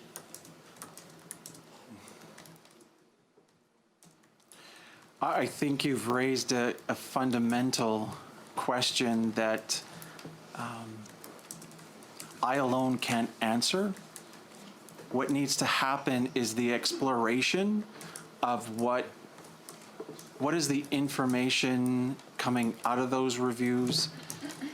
Is it possible to align them? And that involves dialogue and discussion with those other agencies and groups that have been here. And for me, the intent of it lines up with them coming and speaking with you and me and then me being here today to talk with you. It's definitely something to explore. For me, I always go back to, though, is what is the family's experience? And what can we do? Because the most important thing for me is what is happening for them. Okay, I guess, you know, then from the family perspective, like I said earlier, I'm sort of getting a sense that there's a theme of a lack of coordination and duplication between the review processes. So I know Graham sort of asked a question along this line before, but is there another jurisdiction that we can learn from to address the issue that we seem to have this theme of duplication? You know, thinking from a family's perspective, if there's these multiple reviews that are sort of focused on the same goal of finding what went wrong and how to improve the system, you know, if a family's having to go through multiple reviews that have the same goal, is that putting extra stress on the family as they go through all of these processes? So my question, similar to what Graham asked earlier, and perhaps you could bring this up on your meeting with the interjurisdictional folks, is are there other provinces that, you know, obviously the goal is protecting kids and making sure they're safe. So, you know, having a review is obviously essential, but do we need all of these overlapping reviews, and are there other jurisdictions that come to the same conclusion without these overlapping processes? For me, what came out of the scan that was completed and referenced on slide 7, and we've shown that picture of Canada, is we do have jurisdictions, and there is information about jurisdictions where it is death reviews are housed centrally, often with a coroner or a medical examiner, and others are involved. So the information is out there, and we need to, and I have been meeting with my colleagues in health and the medical examiner's office, we're exploring that also, as you are when you get this information.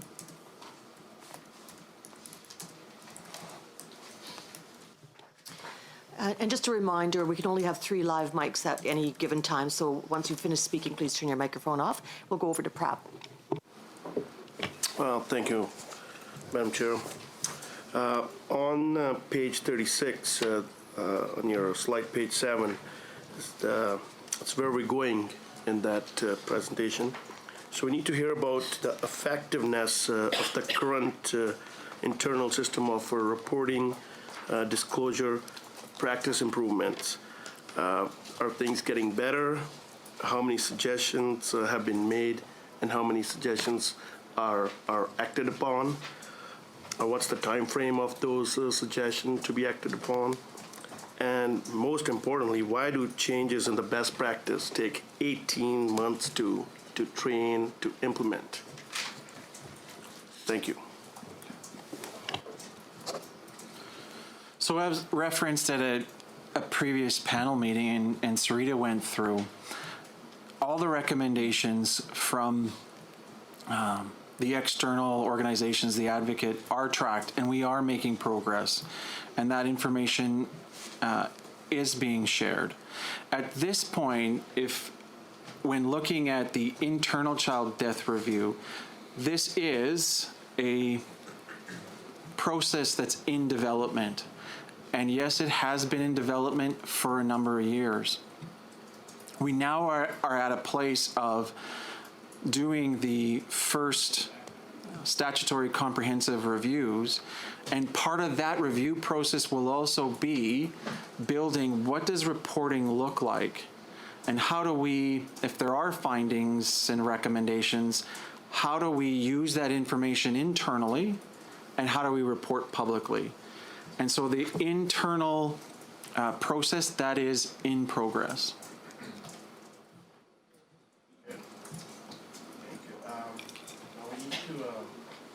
Some way to evaluate and compare how well Alberta's child intervention system is generating, processing, and implementing ideas from families, social service workers, clients. Continuous improvement frameworks have ways of tracking progress. How can we make those public? And in reference to the recommendations that have been made? Yes. Wonder if I believe that was covered last week in what Sarita presented about the tracking of recommendations and updates? Correct. Please. Sorry, Sarita DeGay Bramwell. Last week when we talked about the recommendation progress, part of the process in that is providing direct advocate updates, and the advocate presents those on his website. We also have a aggregate roll-up that we provide 5 years of progress updating that will be updated again at the end of March 31 for the next fiscal year. So we are publicly reporting that way. That is a starting point. There was some discussion last week around could more additional information be provided, and that's something we're working towards as we move forward. The recommendation approach was only recently implemented, developed in 2015 and implemented. So our first attempt at public reporting was a larger view of aggregate reporting, and we'll move forward with refining that as we go along. The last part is how do we track the effectiveness and the timeliness of collecting, implementing? It's almost similar to the previous question, and reporting on recommendations that do not come from the organizations that have statutory recommendation powers. Okay, if I understand correctly, in reference to the recommendations that will come out of the internal child death review, those also, following that similar process and format, will be made public. And as we make progression in meeting those recommendations, that also will be public. Okay. All right, thanks. Okay, we still have a number of questions, and the Secretariat has advised me that she's okay with us going and using up some of the time for the next piece. So hopefully we'll have time for everybody's questions, as this is considered quite important. So we'll go with Jason, followed by Heather. Okay, so we got 73 deaths between April 1st, 2014 and December 31st, 2016 that are subject to statutory review, right? So if I'm reading this right, these 73 deaths have been broken down using different classification schemes. 58 of the 73 initial examinations have been done, and 2 of these 58 have been labeled pending. But then a few slides later in your presentation, it says that 25 of the 73 deaths are labeled pending. So my question is this: does that mean you have initial examinations completed for deaths where the manner of death is still pending? This is my first question. I have a follow-up to it.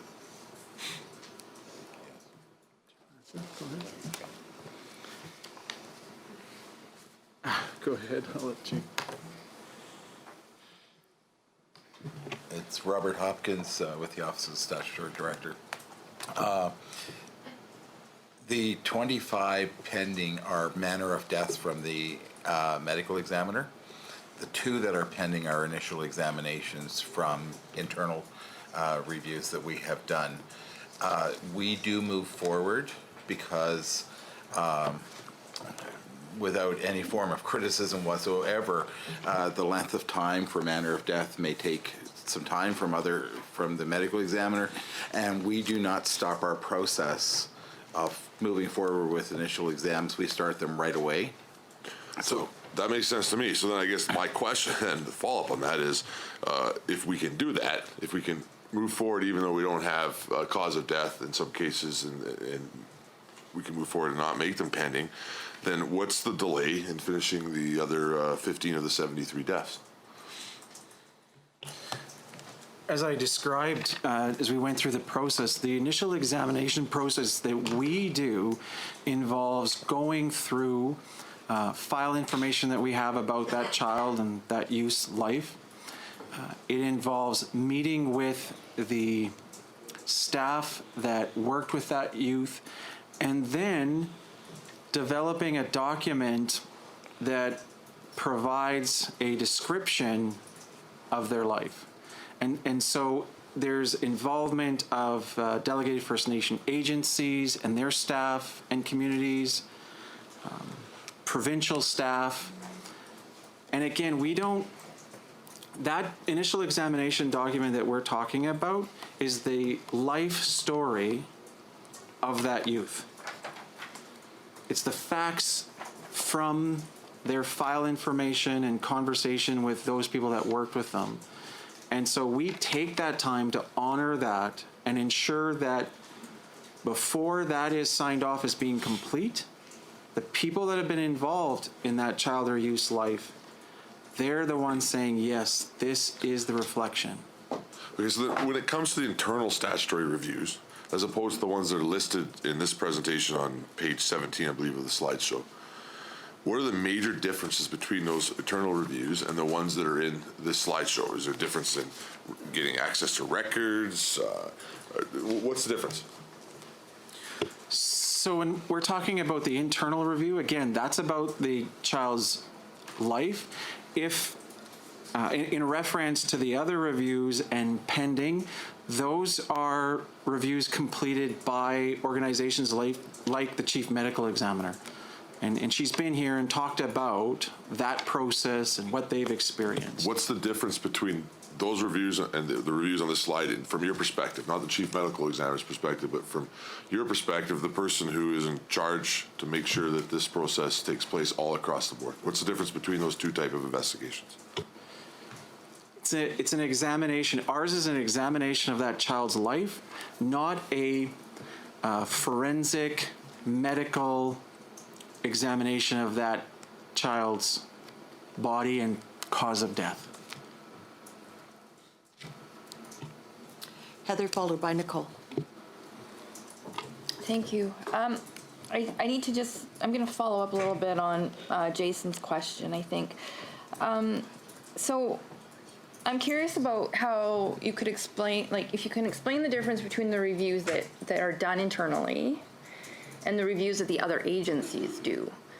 So we saw that there's like 7 different ones, OCYA, Family Violence Committee, those different ones. So when you make the determination that there's no need for an additional review, how do you decide? Is it based on these other reviews that are being done, or what is the process there? And then if you do decide to go forward, what is the value that you see the internal process giving us, I guess? Okay. I'll go back to those considerations that I talked about in regards to manner, our involvement, like you described, who else has done reviews. I mean, and those are all considerations. It's considerations that involve discussion and dialogue with others within our ministry,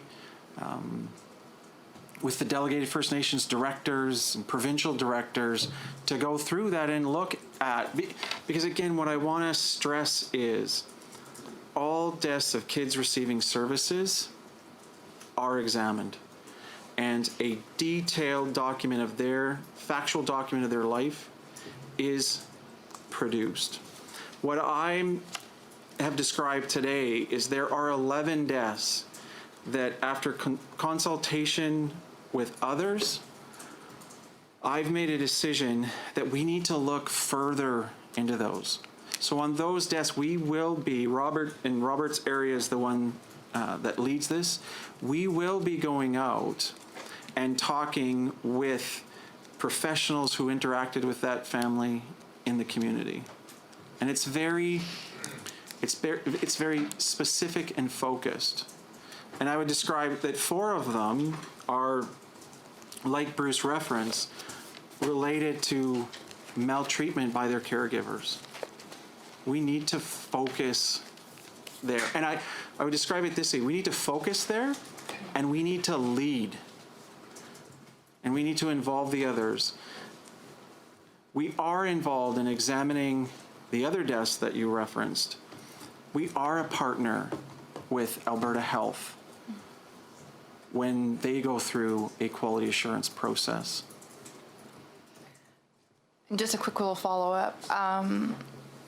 So when we're looking at the child or youth story and the family component, so when you're doing the internal review, and I think I've heard you say that that there is this idea of moving through the child's life and seeing how the system was working with them and what services were provided.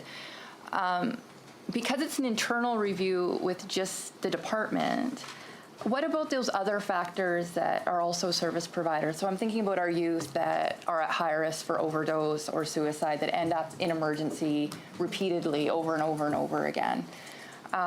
Because it's internal, is there a privacy issue that comes with that, or is there a partnership that happens with Alberta Health Services at the same time, so that when you're building the story of the child, we're also looking at the fact that there were other departments that were providing services that were outside the scope, I guess, of children's services? Yeah.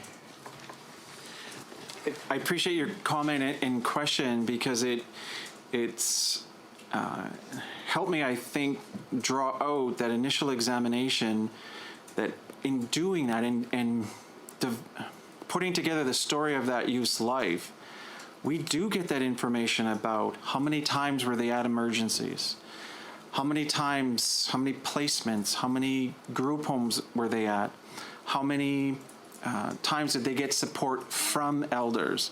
And so if we talk about, and I use that example of suicide, mental health services, addictions, there is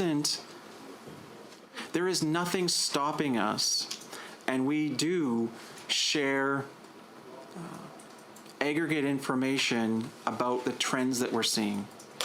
And I'd go back again to the leading practices that we've talked about. That's a focus of those larger child death reviews. And we can do that internally to look at it and say, okay, what are the themes coming out in terms of services to young people?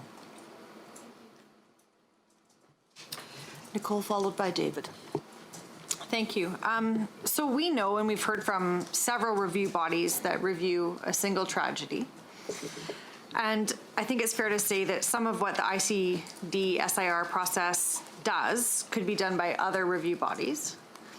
Could you clearly articulate what the work of the ICD SIR, that's a mouthful, how the work is similar and different from some of these other review bodies? I can't see what you're saying.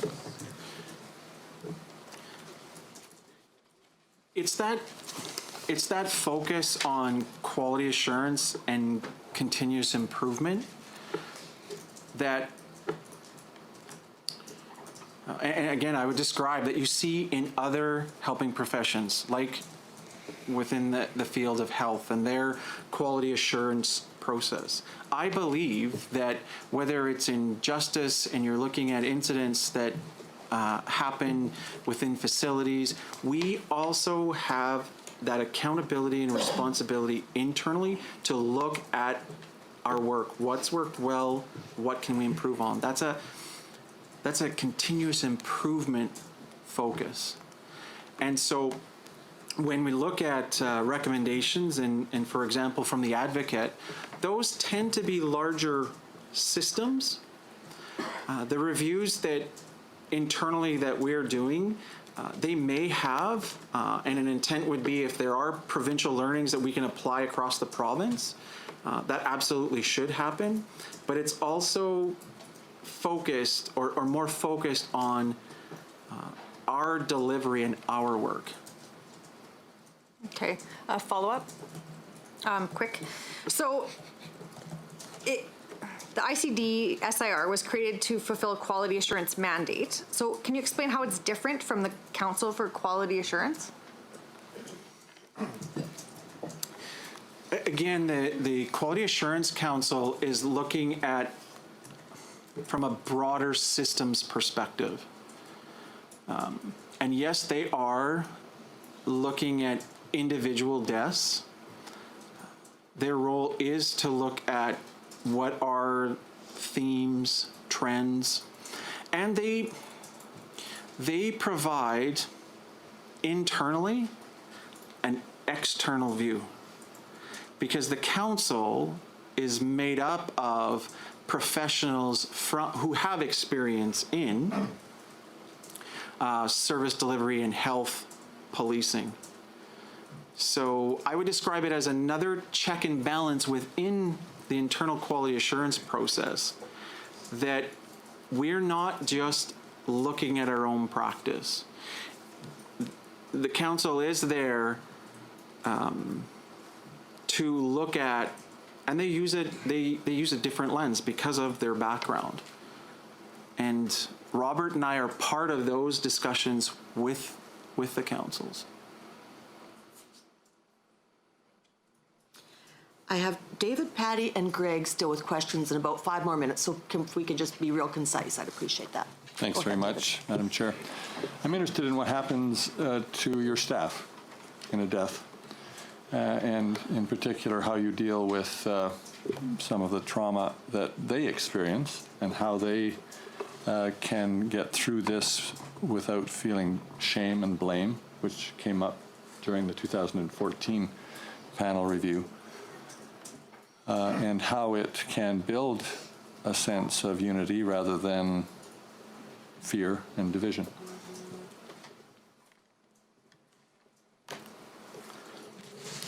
In the 4 years that I've been, almost 4 years that I've been in this role, what I've experienced and seen is that regardless of what externally is happening, staff that are working with children, youth, family, and their communities in the field, that is the focus. I would describe that is what keeps them going. And there may be externally things that,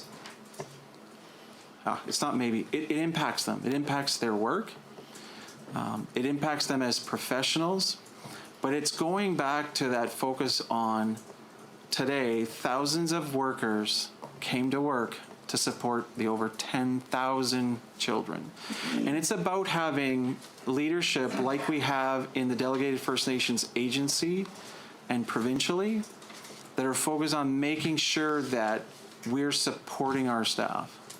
And that includes supporting the staff that work in Robert's area, because those are staff that, again, are reading these reports, are meeting with staff, and are impacted. And it's keeping that focus on there are good things happening every day. Thank you. This will be a little more confrontive follow-up. I've seen your corporate surveys over the last 5 years. They're not very good. 50% in some of these surveys indicate lack of confidence in leadership, lack of job satisfaction, high rate of turnover. What do you say to that? How is that culture reflecting a support system, especially for people in the very most traumatic of events? I can speak to what I've experienced and seen, and that is my interactions with frontline staff, with supervisors, with their management and their leadership. I've seen that commitment to their staff, focusing on support.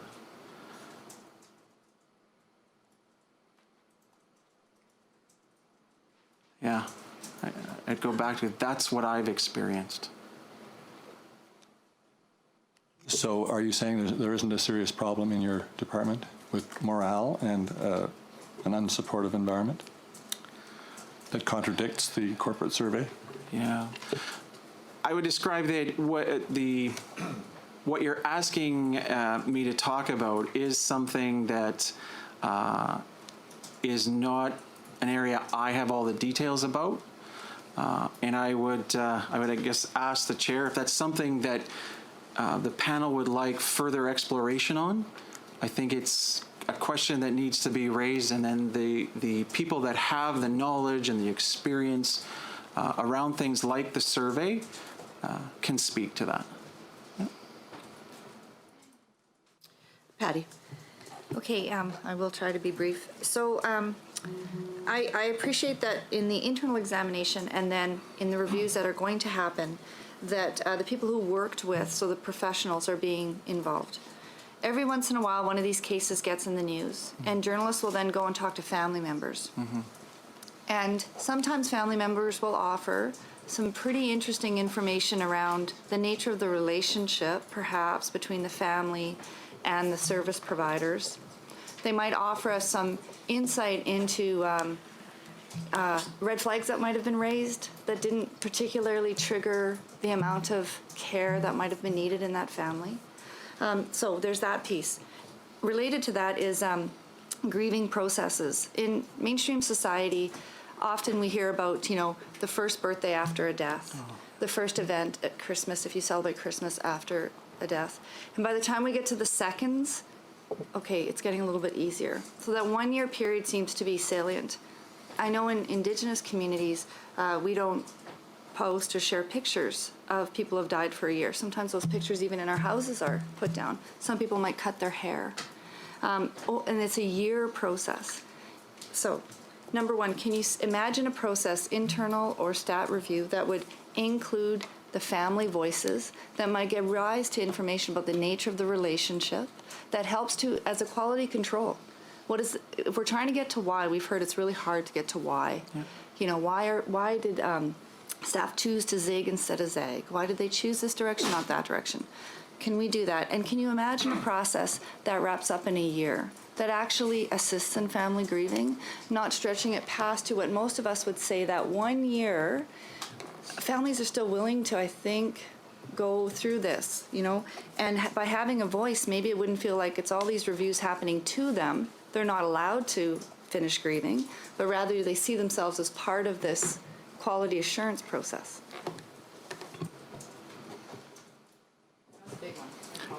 That's a big one.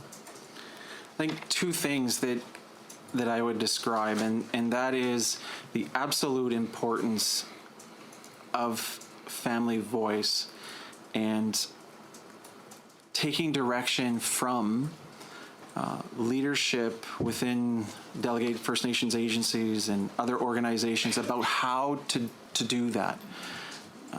And we heard a little bit about that last week again in terms of ceremony and what you're describing. It also is, you raise the point of that, the 1 year, we need a quicker response. And the intent of an internal quality assurance process is a quicker response.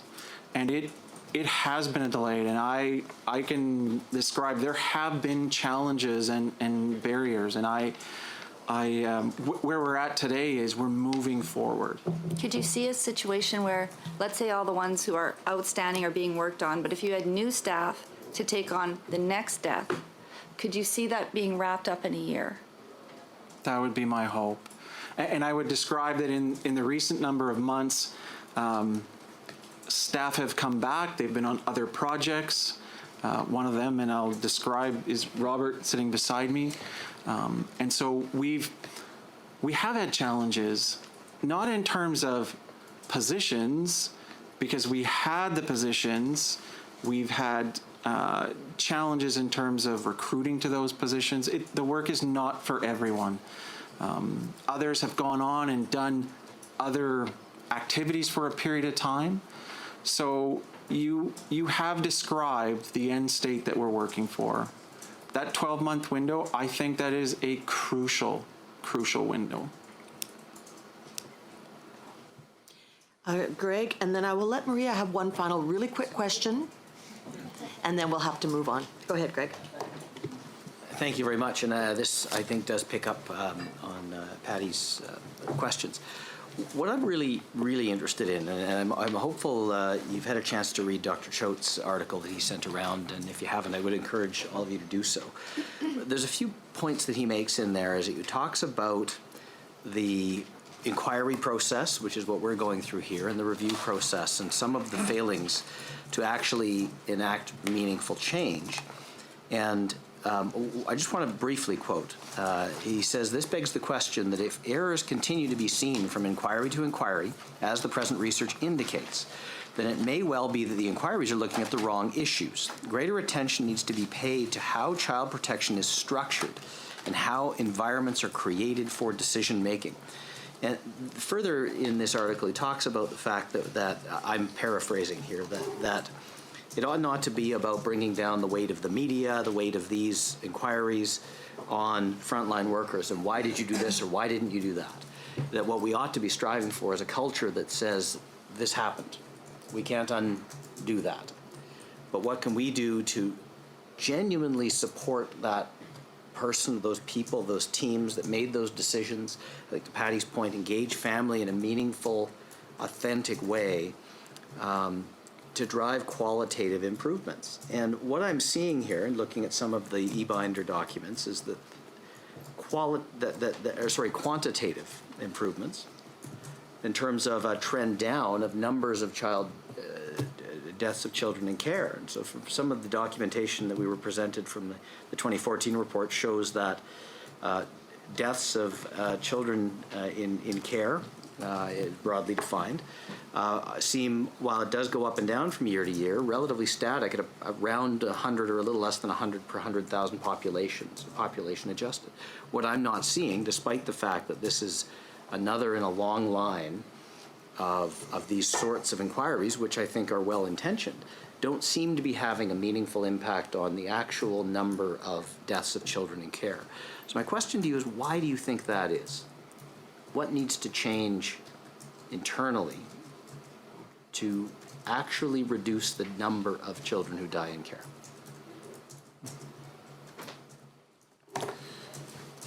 I would use the example, again, going back to the round table, and what came out of there in regards to experts talking about deaths of children, review processes, and prevention. And we've seen internally changes that have occurred. The medical examiner was here, and I talked about the Canadian Pediatric Society's position paper and the National Institute in the States, that is a question that, and my colleagues, across Canada grapple with. But it is something that has to be looked at in terms of trends and how can we all work together.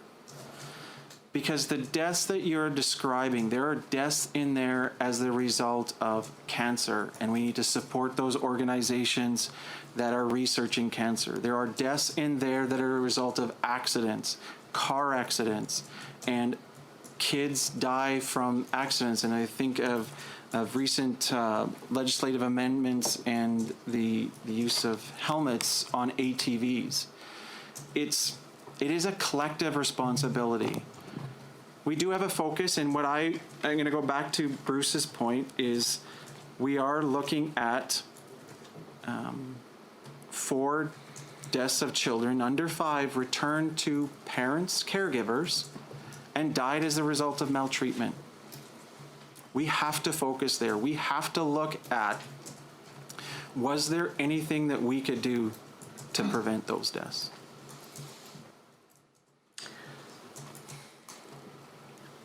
So what I hear then is that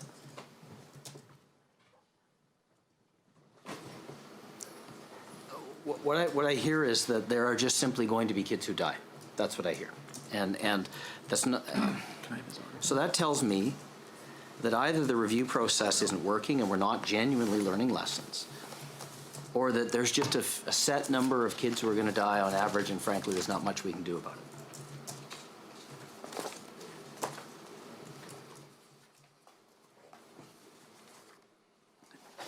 I go back to that when a child dies, and unfortunately in Alberta and across Canada, children do die. There is a collective and individual organizational responsibility to review those deaths to see if there are any learnings. And I think in looking at it, it's a good discussion with Dr. Choate to talk about what is the reality in terms of within Canada every year, how many children die as a result of maltreatment? And again, with the focus on, are there things that we can do to reduce it?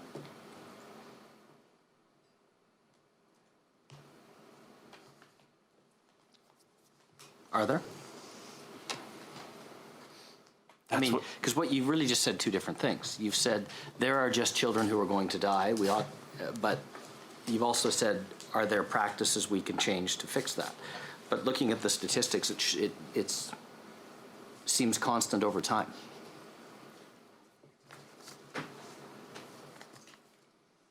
And in my opinion, it shouldn't be, obviously. But I'm not hearing that you feel like there's even a possibility that we can reduce the number of deaths of kids in care.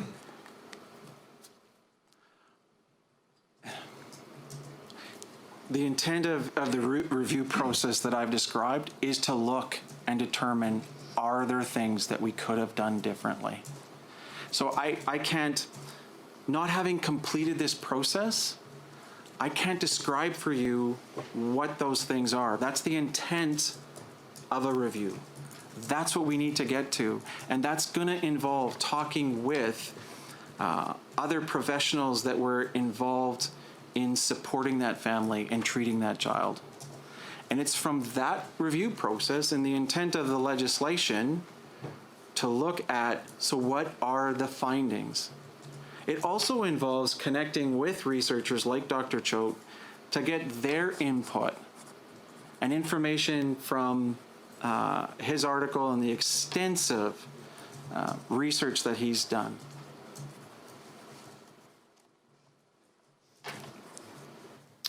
One very quick question from Maria.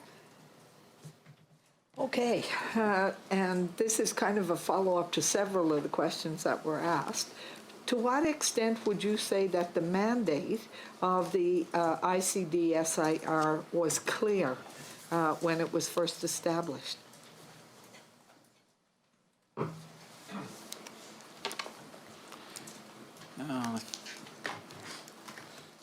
I go back to the legislative intent and the description of quality assurance and looking at, and the way I would describe it as what's worked, what hasn't worked, and how can we improve. I mean, it's the mandate is focused on legislation that is based on engagement with community and other professionals. So you thought it was clear? Yeah. All right. I think what we're going to do now, since the next presentation is actually talking about what we're going to do this afternoon, is postpone that and do it at the beginning of the afternoon session, and then we'll just move right into that. So instead, we'll just break for lunch, and thank you very much to Eldon and Robert and Joey for all their input this morning. Thank you. I believe so. I think we come back. The room will be closed during lunch. We come back to Parkland? Yes. Yes, we come back to the same room after. Yes.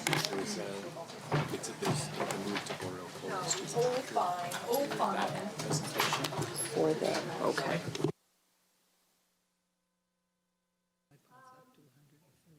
Take you through over the next few minutes is just a bit of a recap of where we've been and where we are in the process. When I was looking back through this, it's hard to imagine we've only been 3 weeks and this is our 4th when you look at all of the things that have come back to this table and the task in front of you. So we thought it might be helpful if we sort of tracked through a bit of where we're going to and where we've been. So our Bible, if you will, is our terms of reference that was agreed to by the members here right at the beginning. So we have a very specific task in front of us in terms of what we need to accomplish in the first 10 weeks. So I thought it might be worth just putting it back up in terms of refocusing us around the recommendations that we're looking to make. So we're looking at streamlining and strengthening. We've heard lots of questions around that over the last 3 weeks. Looking at the agency with primary authority, our internal communication protocols to ensure a timely access to information, possible criteria for which deaths could be reviewed. Clearly, the questions that we've had coming from the table, many of them are in this domain, and we're hoping that the information that's been in front of you has been helpful. I want to go back over really quickly where some of the insights and the information that you would have seen have come from. A lot of information in the e-binders you've received and a lot to go through. We've done our best to track you back through the presentations to which ones relate to that. And we've been giving you extra information as we've gone through, we've been requested from the panel. A lot of that has come out in your meeting packages, obviously a lot of presentations, recommended reading, as you would have seen from Dr. Choate this morning, and the information requests that we've got from all of you. And last week we talked a bit about how we're going to organize that in phase 1 and phase 2, and so all of those things that you've asked for will be coming to you soon. And then last week we would have had a community conversation. So the way that the storyboard, if you will, has rolled out is we are in a complex system. So in that very first meeting, you heard around what we called Child Intervention 101, which is us trying to give you a sense of the complexity and what's involved in that system.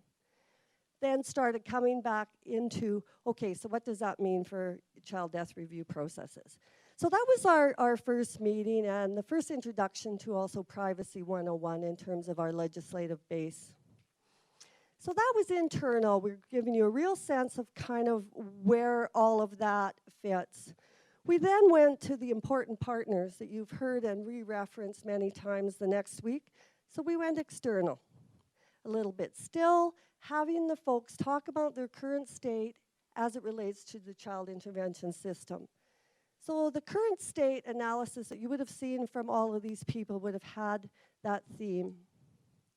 We then had a lot of questions, and we've got a lot of information that's in the previous recommendations that we've had from a variety of processes, and you heard information about all of that, and lots of information in your e-binders. Last week, We finished up with the internal pieces we weren't finished with, and you would have heard Sarita talk about the process for dealing with those recommendations. And then we brought it back home, if you will, and talking about, okay, so what does all of that actually mean in terms of how it impacts families and communities? So you would have heard from the folks that you heard from last week, very informed, very knowledgeable people, and in a conversation format, and we tried to emulate the way that people work in the community. So hoping that was a helpful approach for you.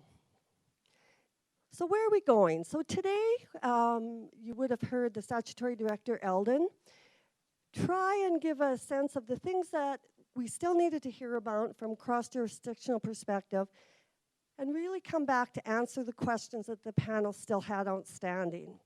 So our attempt this morning was to really start to close the content loop a bit, and then start to move into the fact that we have a big job ahead of us to do recommendations.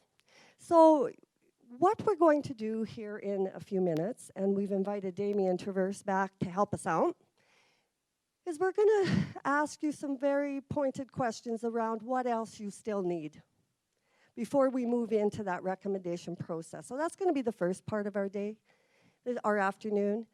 And then we're going to start to shift to try and key in on what are those key issues that we really want to start looking at.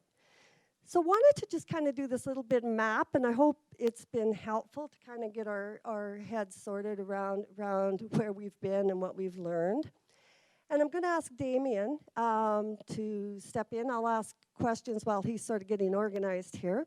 Is there anything that people wanted to ask right now or add to that I may have forgotten that you think is important? Otherwise, we're going to move right into our process.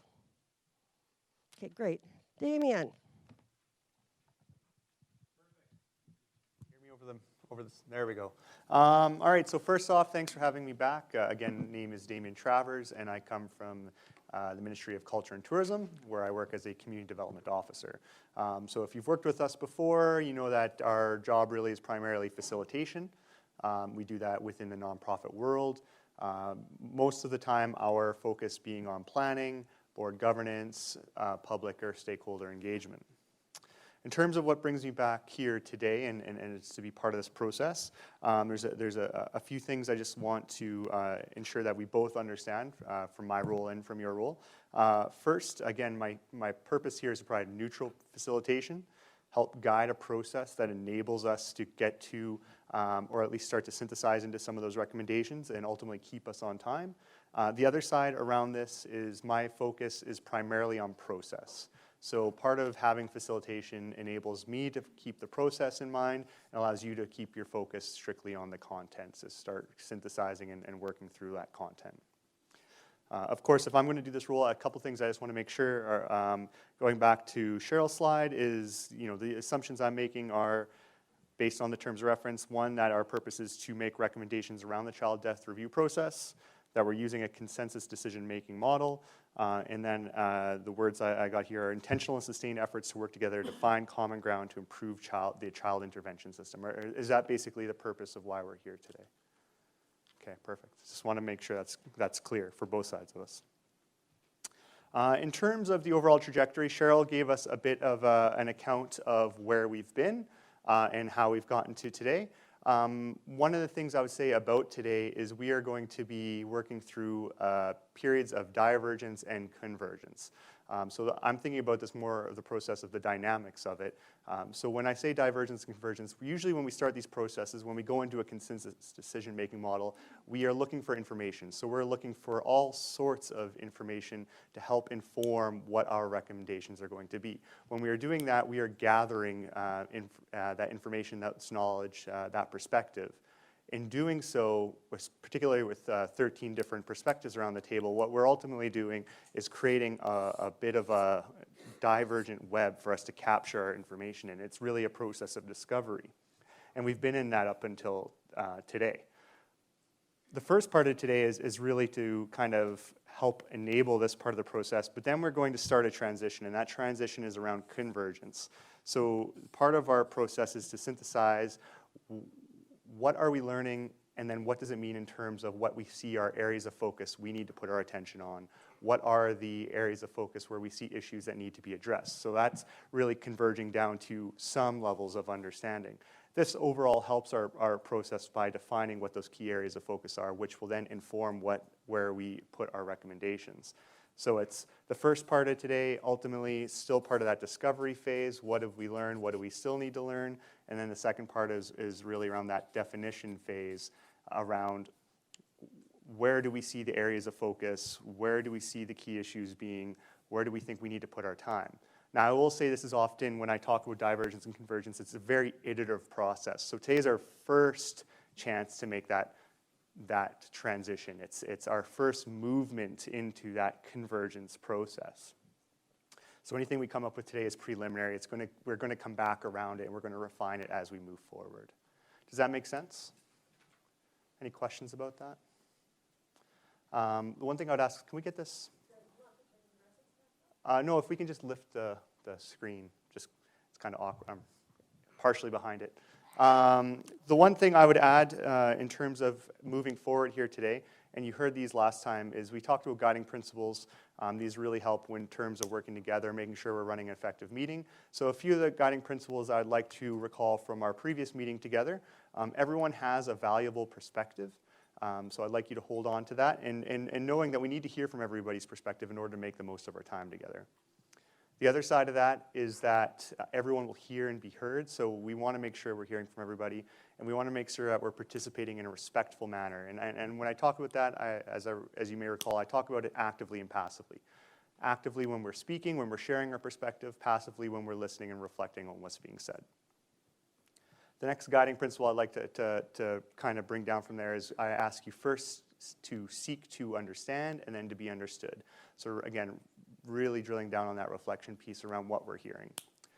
There's a couple pieces I would add from our first session together. The first one, I guess the first two really are that in some of these conversations, before we get to the final recommendation stage where we're making decisions, what we're really doing is we're getting into more of a creation place by trying to find information.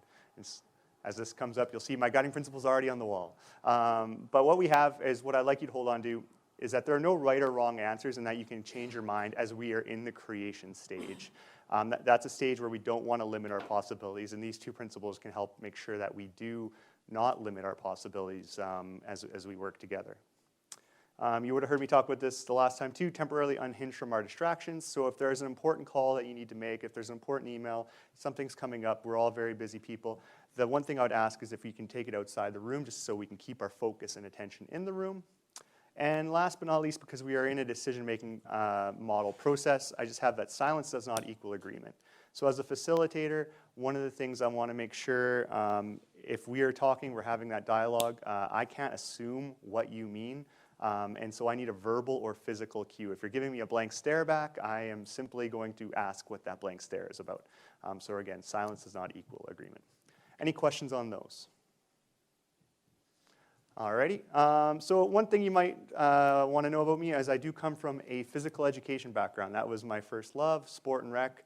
That's where I got started, and with that I have a principle around always warming up. It's something I always find imperative. So I'd like to warm up today with a bit of a quick conversation, which will help me as much as it, well, probably more so than what it'll help you in today. But I would like to go around the tables and basically get name, your jurisdiction, and then also expectations for the facilitation. So for our process here today, what expectations do you have? Alrighty, would someone like to start? Maybe we'll start at this table.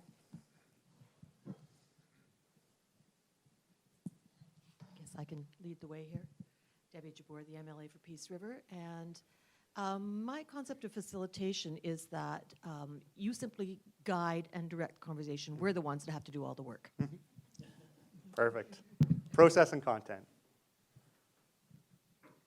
I'm Greg Clark. I'm MLA in Calgary Elbow. And yeah, in terms of the facilitation, I guess I'd agree with Debbie. It really is about us having a very open conversation, and if we get to a place of having a starting point for some of our conclusions, I think that'd be a big success. Awesome. I'm Graham Such, the MLA for Calgary Shaw, and I think one thing I expect of the facilitation is us taking the millions of different ideas that are running through our heads right now and just sort of condensing them down to something a bit simpler. Perfect. Thank you, Prab Gill, MLA from Calgary Greenway. And yeah, to echo the same thing. It's like getting, exploring the ideas and like trying to figure out like what went wrong and what is working, what is not working. And so in future, we can implement those ideas. I think that's about it. Thank you. Thank you. We'll move to this table over here. David Swan, Calgary Mountain View. I was expecting you to call us up for calisthenics to begin right after lunch to get us moving and our blood circulating. I'll call you on that in an hour if we haven't gotten around to Perfect. standing up and moving. I look forward to following these principles and getting to some of the clear conclusions that we need to come to. I'm Cameron Westhead, the MLA for Banff Cochrane. What I'm hoping we can get out of this today is approaching it with an open mind, like sort of exploring all the different options and, like you say, kind of narrowing it down after everything's been put on the table. Good afternoon. I'm Nicole Goring, MLA for Edmonton Castle Downs. I'm very happy that you're asking us to speak and not do physical activity. I guess just keeping us on task and focused on what we're actually here to do. Heather Sweet, MLA for Edmonton Manning.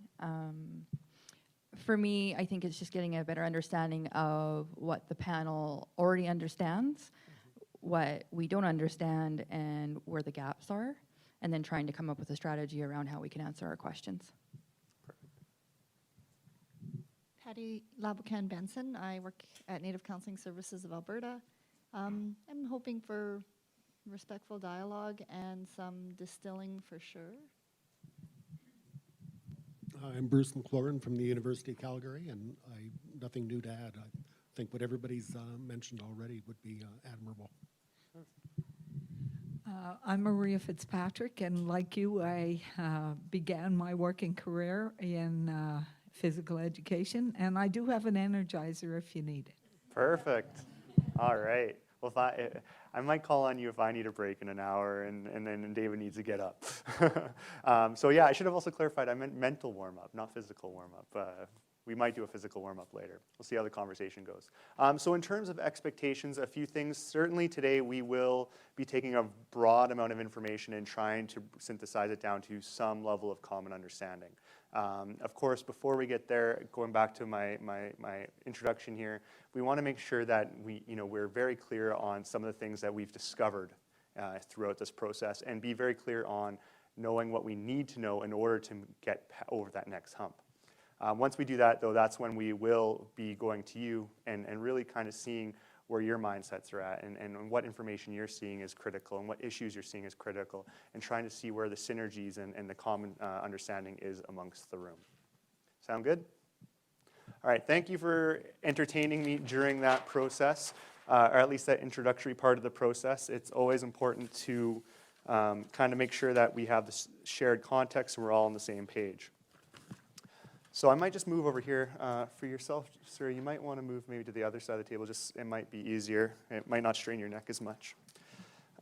So as I said, we want to really look at what we've learned, where we've been. So the first question that I would have today, and for this question, I'd just like to go maybe more of a popcorn style. So I'd ask that you share the mics amongst yourselves. And by popcorn, I mean it's more of a more random as opposed to going through a round table. But what have we learned today about the child death review process, or what have we learned up to this point about the child death review process?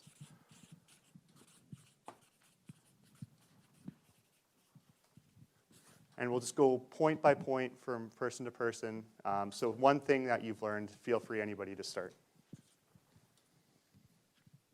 Well, there are a number of different bodies that are involved in viewing deaths. They have overlapping responsibilities, and ultimately their conclusions are vetted by the Department of Child and Family Services.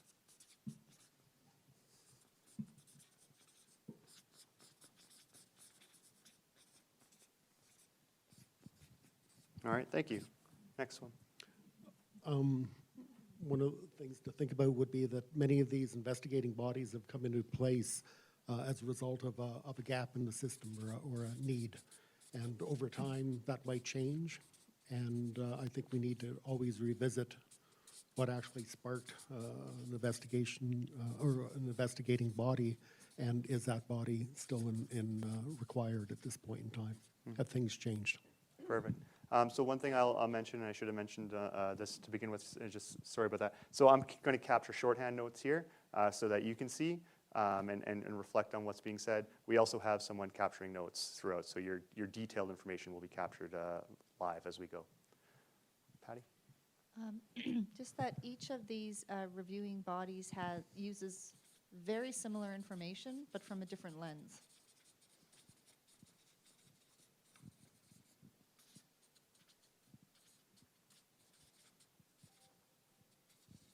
Okay, similar information, different lens. What else have we learned? Debbie? That families and communities sometimes face repeated requests for information.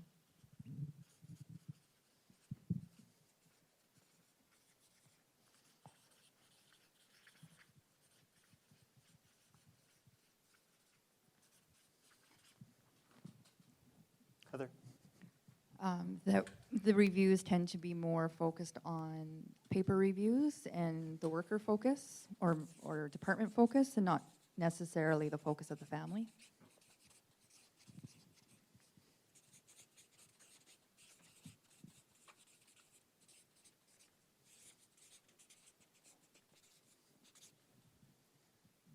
That the review process takes too long.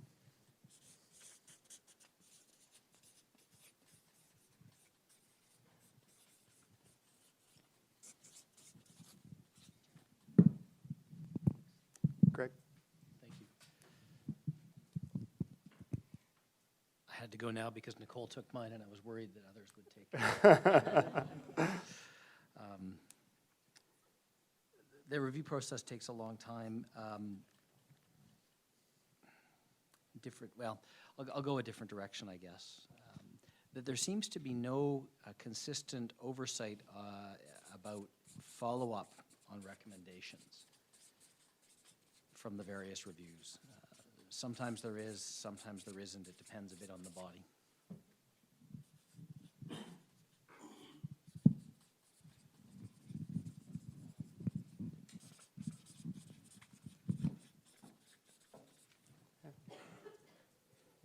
I'm just going to be a master of the obvious and say what everyone's probably thinking, but just to make it explicit is that the improvement of the system is at the heart of all of these reviews that we undertake, and that everyone has the best of intentions to ensure the system works as it should and that children are safe.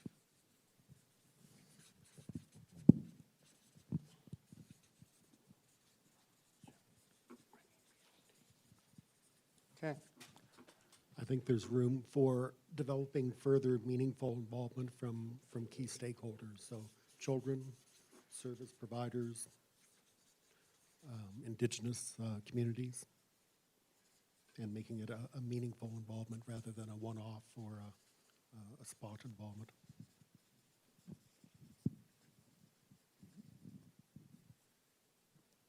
All right. Maria? There are many shades of gray. Many shades of gray. Yeah, if there's a defining characteristic of complexity, you're going to get many shades of gray. It's not clear to me how changes are communicated across the various individuals and stakeholders, so that there's an understanding of why changes are being made.